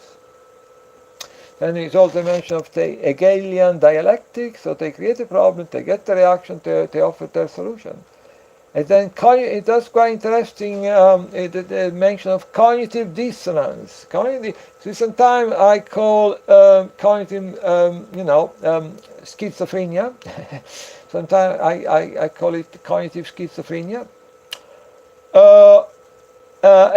which is basically, well, this can be described in different ways, cognitive dissonance, but basically, the people from the cradle to the grave, they have been fed all these lies, propaganda, with information, and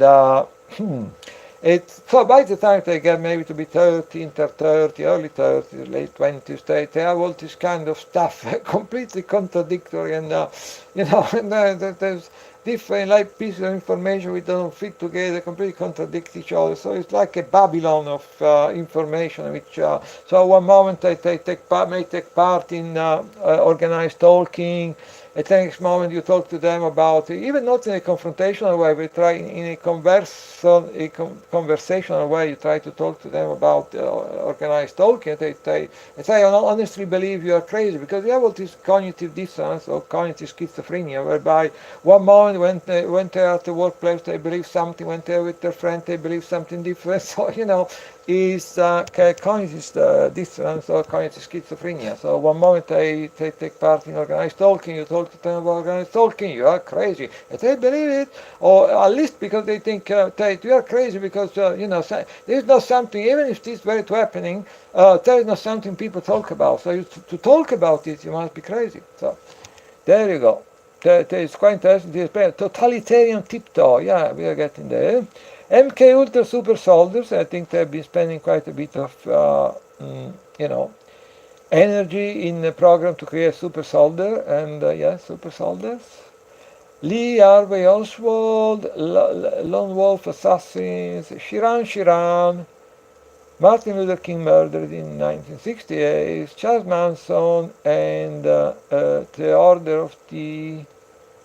What is okay? I knew what OTO mean, but the order, it means like Order of the Temple anyway. Also, and Manson was created the Solar Lodge, and Helter Skelter 1969. And then the demon voices, because a lot of people which have been, they get targeted with voice to skull.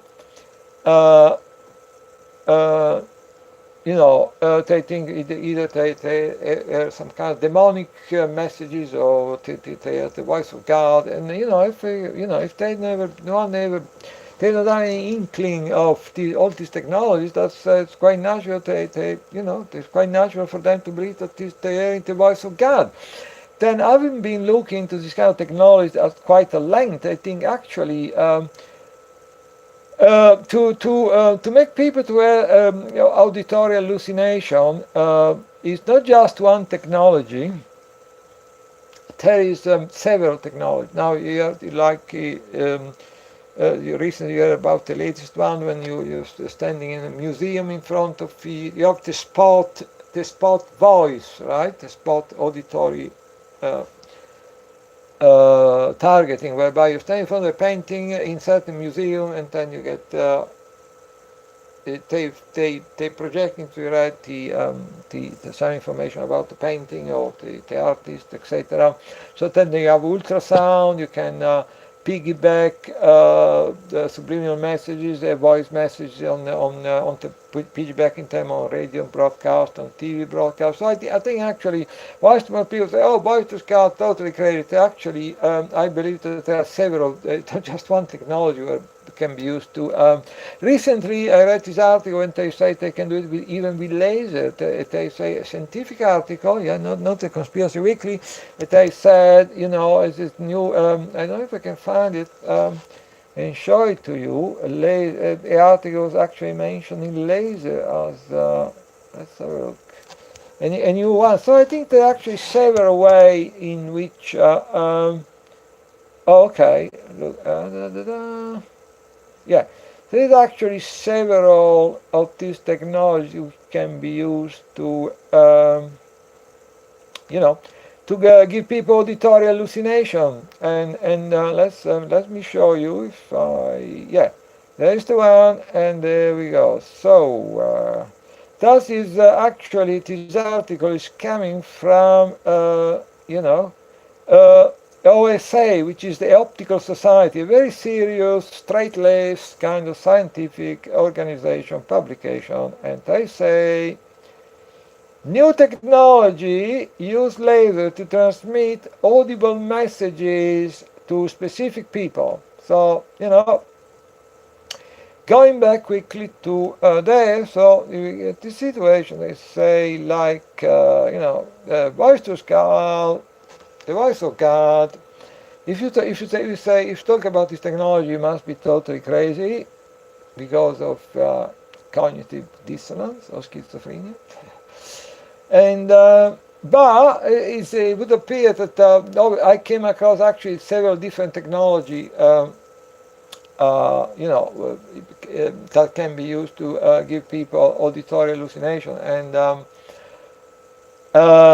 yeah, and it's quite interesting to mention, if people still don't believe me, as the missing link, a possible missing link, which may, you know, may if people think, oh, this is all crazy, maybe give them reason to think again.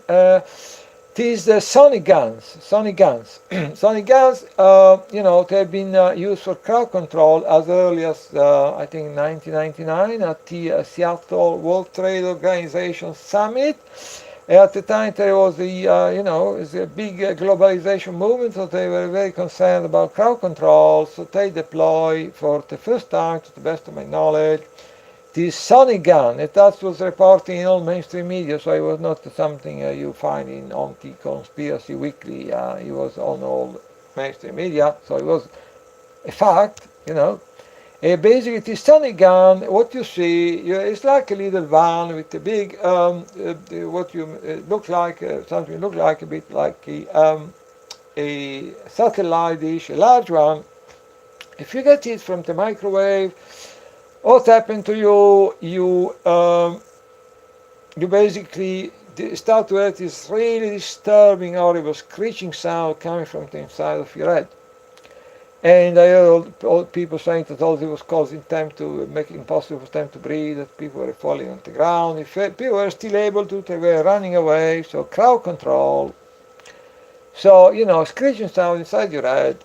But, you know, it's not just a screeching sound. They have several technologies they can project into people's head, voice to SCAL technology.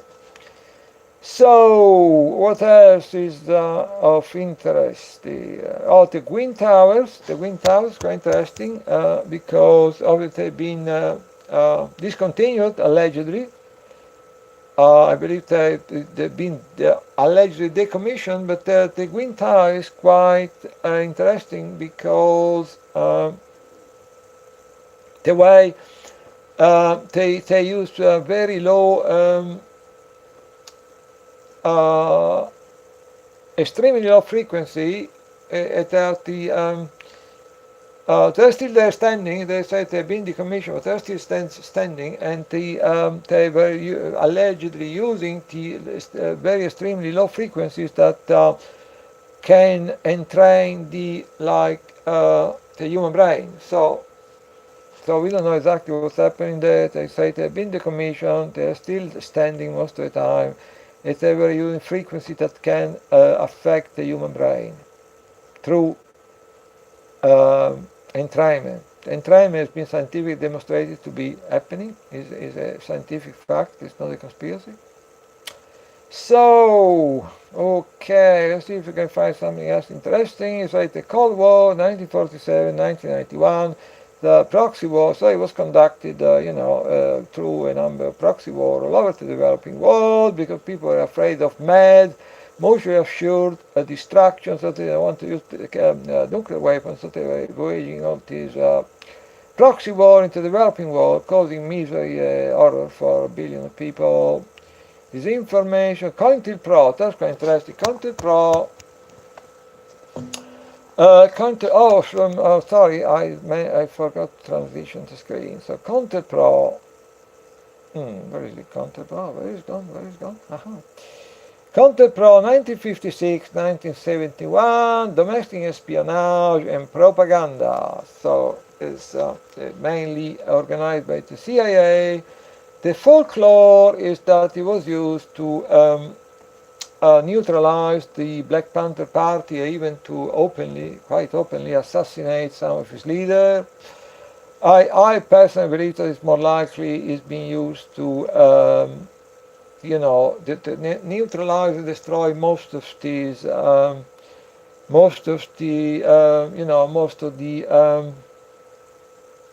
all the different movements of the 60s, the 70s, the anti-war movement regarding Vietnam, or you may say at some point, okay, the Vietnam War did end at some point, but that was also used to neutralize the student movement, the ecological movement, and all the variety of different movements.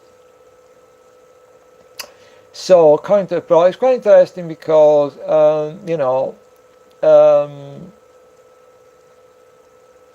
and then, without going into details, there's like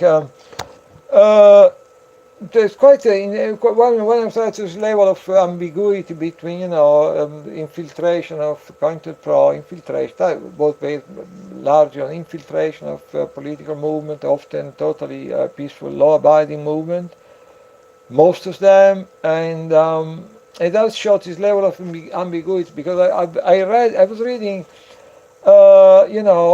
this article on about the Timothy Leary, the LSD, the LSD guru, the LSD prophet of some people were considered to be a visionary. And it's quite interesting because what you see is that there's plenty of evidence now, circumstantial evidence that most of this experimentation with LSD was done as part of the initial interest, which was, manifested by the CIA, by other agency to experiment with LSD. So, so in a way, it's interesting how lighting.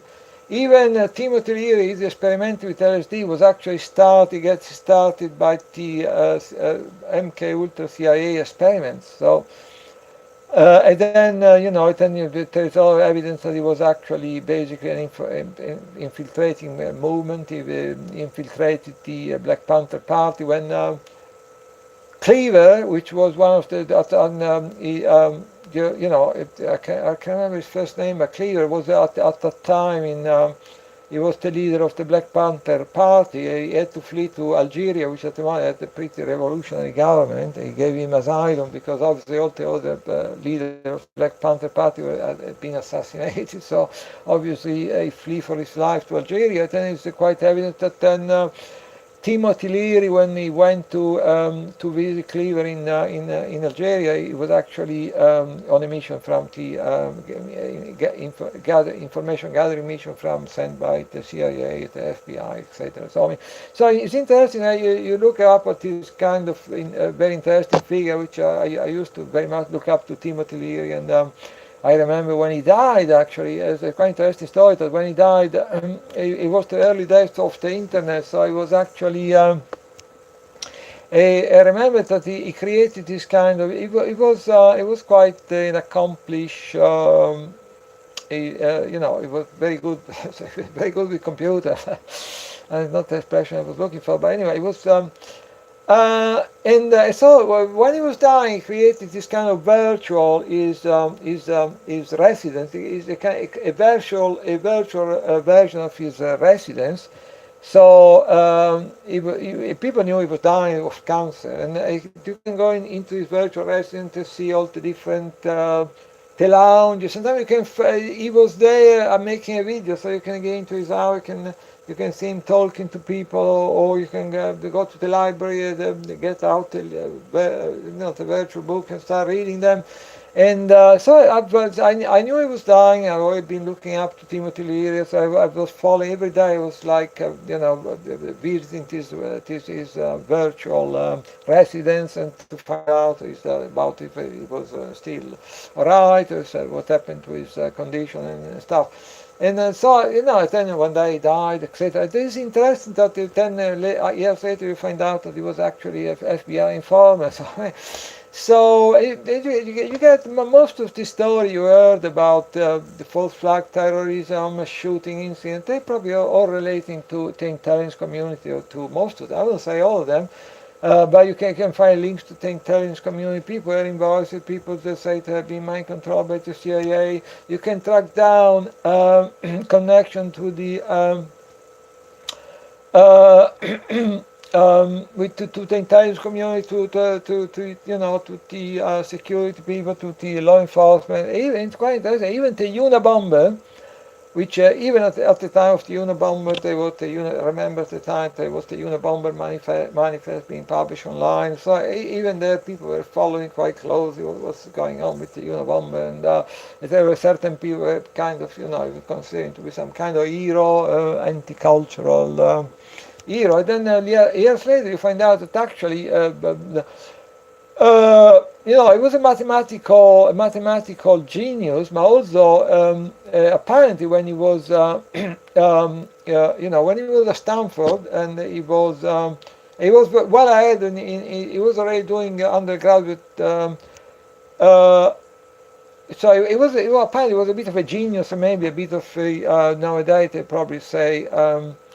A bit of on the autism spectrum, and he was already doing undergraduate courses when he was still in his early teens, so he was jumping ahead of the education curriculum or whatever. And apparently he was subjected to a very MK Ultra style experiment at Stanford. It was very brutal.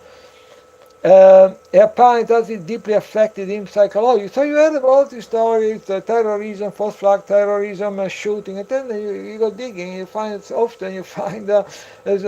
thing coming from some kind of intelligence community experiments. People were connected with the intelligence community. People say like, I'm controlled by mind controlled by the CIA, and people have been involved in MK Ultra experiments. So it's quite interesting to discover all these rather disturbing connection. And so I think I'm reaching the 2 hours now here, so I don't want to make it too long. Here is already 11:30 in London, so just a quick look if I can find something else of interest. Pearl Harbor, advance warning. Many people say that now. Quite a consensus on the fact that there was a bit of hanky-panky going on there, and people, knew what was coming, and maybe they wanted to happen or something, but you never know. 1933, Judea declared war on Germany at the transfer agreement. So, October Revolution. Then human radiation experiment. That's quite interesting. You mentioned Dresden, the firebombing of Dresden. The Manhattan Project, Los Alamos, Hiroshima and Nagasaki. Transfer agreement, Antarctica, and Nazi Germany, the Pentagon, and the paperclip program, as I'm sure most people know about.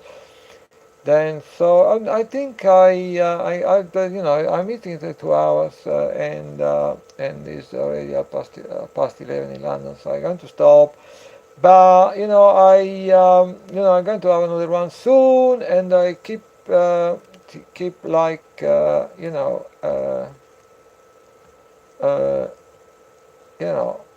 having a look at this. Oh, the National Reconnaissance Office, one of the 5 intelligence agencies in the U.S., created in 1861. And then Pentagon paper, Deep Throat, Montauk project in Long Island. That's very interesting because is apparently that there's for the first time there was evidence there that actually they were experimenting with radiation and microchipping people, etc., etc. So is that when in the world of Ilana Freeland, MK Ultra became EMK Ultra, electronic MK Ultra, irradiating people with direct energy microwave weapon, and then I think at some point they I don't know, it's not that they no longer poisoning people or giving people like you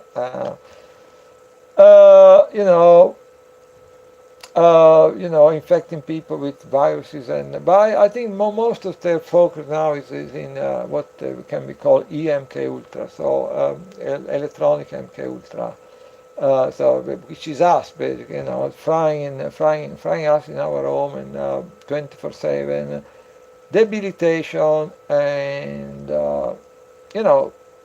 it's quite interesting because they're one of the worst things, as people know, is uh, you know, sleep deprivation, because people don't understand how little deep sleep deprivation. You think, oh, okay, you can sleep, you can rest, but try to get a few days of sleep deprivation and see what's happened to your mind. And so it's sleep deprivation, which one of the main things they do to target individuals using direct energy microwave weapon is pretty lethal. And I came like. I came across this quite interesting story about this conceptual artist, most people probably have heard about, Tracey Emin. And she was on this program, talking about the latest project or whatever. She was saying that she suffered from like chronic insomnia, and I thought, like, just a thought. I thought it is, this woman is a very rebellious, very artist, which in the past have done many outrageous things. And I thought that would be an ideal candidate for them. They're getting to their attention and start, and start using her as a guinea pig to target, to irradiate her living quarter with microwave, and hence the chronic 24/7 insomnia she's suffering from. So I just thought, because they can see a rebellious artist, they can see like a artist who has done a few outrageous things from the point of view of conformity and stuff. But they say, oh yeah, there you go, the next guinea pig. So I mean, but with this optimistic and in thought, I think I'm going to stop the streaming, and I'm going to have another one next, because I have a well, I want to carry on going through this very interesting deep state map that some people call the Q map. It will be interesting because it does took a lot of work, and is and people have been studying the different activity of the what is quite fascinating. People are studying the crime of the deep state and the terror financial banking cartel. It touches almost every single thing you can think about nefarious crime. So it's a connecting thing with you. So I thought certain part I don't want to waste any time on, particularly when you get a bit into the like UFO thing. That's not my thing. I don't want to waste time there. But other parts are totally fascinating. And it seemed to some of the entry in this map, the author of this map seem to give complete credence to all what we target individuals say about being targeted with radiation and microwave, and that have been targeted with trauma, etc., etc. So it's all there. I show you already. So I'm going to have another one soon because I want to carry on going through this map, because it's also, you go through the map and then you get the opportunity. For instance, there you get Mossad, just top left you get the Irgun terrorist group in Zionist group, which was killed the UN representative Count Bernadotte in the King David Hotel, which is mentioned. Then after Irgun, this terrorist group is ended in 1948. The creation of the State of Israel, it was replaced by the Mossad. So almost every single entry in this large map gives you the opportunity to talk about very important things in the history of the deep state, in the history of enslavement, in the history of the fact that for thousands of years a small minority group of people have been prospering and thriving, screwing up all the rest of us. Excuse my French, because nowadays it's quite, you need to be a bit careful. So that's all for today. I'm going to do another one soon, and then I have, a fantastic list of information I would like to share with you. So I go apart from the map, there is there is a lot of information. I give you some of the taste of some of the information I would like to share with you beyond even working on this map. You have pro-Israeli group. It's documented that pro-Israeli group spent 22 million in that will be the IPAC in controlling the U.S. Senate, the UN Congress. And then BBC producers say hospital scene after 2008 alleged Duma chemical attack were all staged. Nothing happened, no one get hurt. MK Ultra Secrets, CIA mind control experiment exposed. Let me see. So, Facebook track ex-employees he considered threats. CIA Link freight company smuggled a weapon into Venezuela just in the last few days. There is some warning of a possible false flag in Venezuela to justify a military intervention possibly on the part of Colombia. Then White pointing another article I came across, White point the finger of Venezuela, Colombia. They have a opium epidemic which is of monumental, the entire country is being destroyed. But so why is they pointing up the finger at the alleged lack of democracy in Venezuela? They have, they have a, so I'm going, they have a gigantic opium epidemic in Colombia, so the social debt, the impact of austerity and poverty. So let's give you some European Parliament approved controversial meme ban. So basically, what that means that from now on, they passing legislation whereby if they don't like what the kind of information they try to share, they can say, they already can find a reason to say that you're breaking some kind of copyright, for using a certain word. So they tell me why people are sleeping, basically. They're passing all this legislation into the European Parliament whereby we are going to wake up one day, or already, you get people posting something on Twitter, getting a knock on the door by the police, losing their job.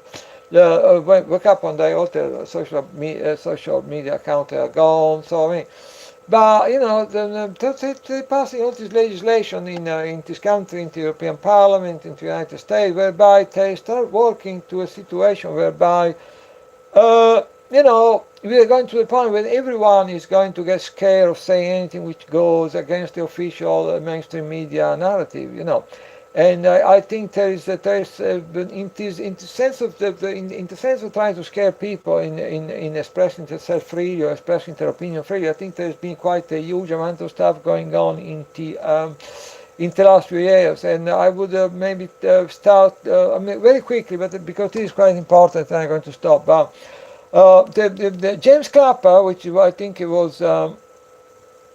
former CIA director, former national, well, he was intelligence supreme in the United States when he held his top job in the intelligence community, James Clapper. And he was also a bit of a show-off, as I like to say. People think like, we kill people through, there was the guy who said we kill people using metadata or something. So it was a bit of a show-off. It was like to shoot his mouth. And at some point he said something to the effect that, what is he said, he's on record for saying, and that was actually a few months before Snowden, he said, what is the point of having the most sophisticated and intrusive surveillance system in the history of humanity if people are not afraid of it? And most of the stuff going on in the last few years and months, that should be read in terms of this kind of declaration, because now, increasingly I'm getting afraid of, so I'm quite careful the way I phrase things, the way I I allude to things instead of expressing them in an open way. I make express myself in a very indirect way with regard to certain matters, regarding certain people, which I'm not going to name, and but. There is this widespread, fear in people in you feel you get prosecuted, you get a knock on the door by law enforcement, you get this kind of digital debt, you get kicked out of all the social network, and then now it's getting worse and worse because they have all this terabytes of data on us, and now it seems to be just getting into it's getting into the way of the people like finding a new accommodation, finding a new job, getting a visa to visit a foreign country. So they know that they have been surrendering this terabyte of sometimes a bit slightly dodgy information, or just shooting their mouth out. So fear, trauma, enslavement, power, control, that are the key word. With this optimistic and cheerful thought, I'm going to leave you. As I said, I have a huge tons of other mind-blowing information I want to share. I want to keep, looking at this map, because almost every single entry gives you the opportunity to talk about matters which are very important, very interesting and relevant. And then I have tons of articles, very important, and which I need to share. So that's all for now. More soon.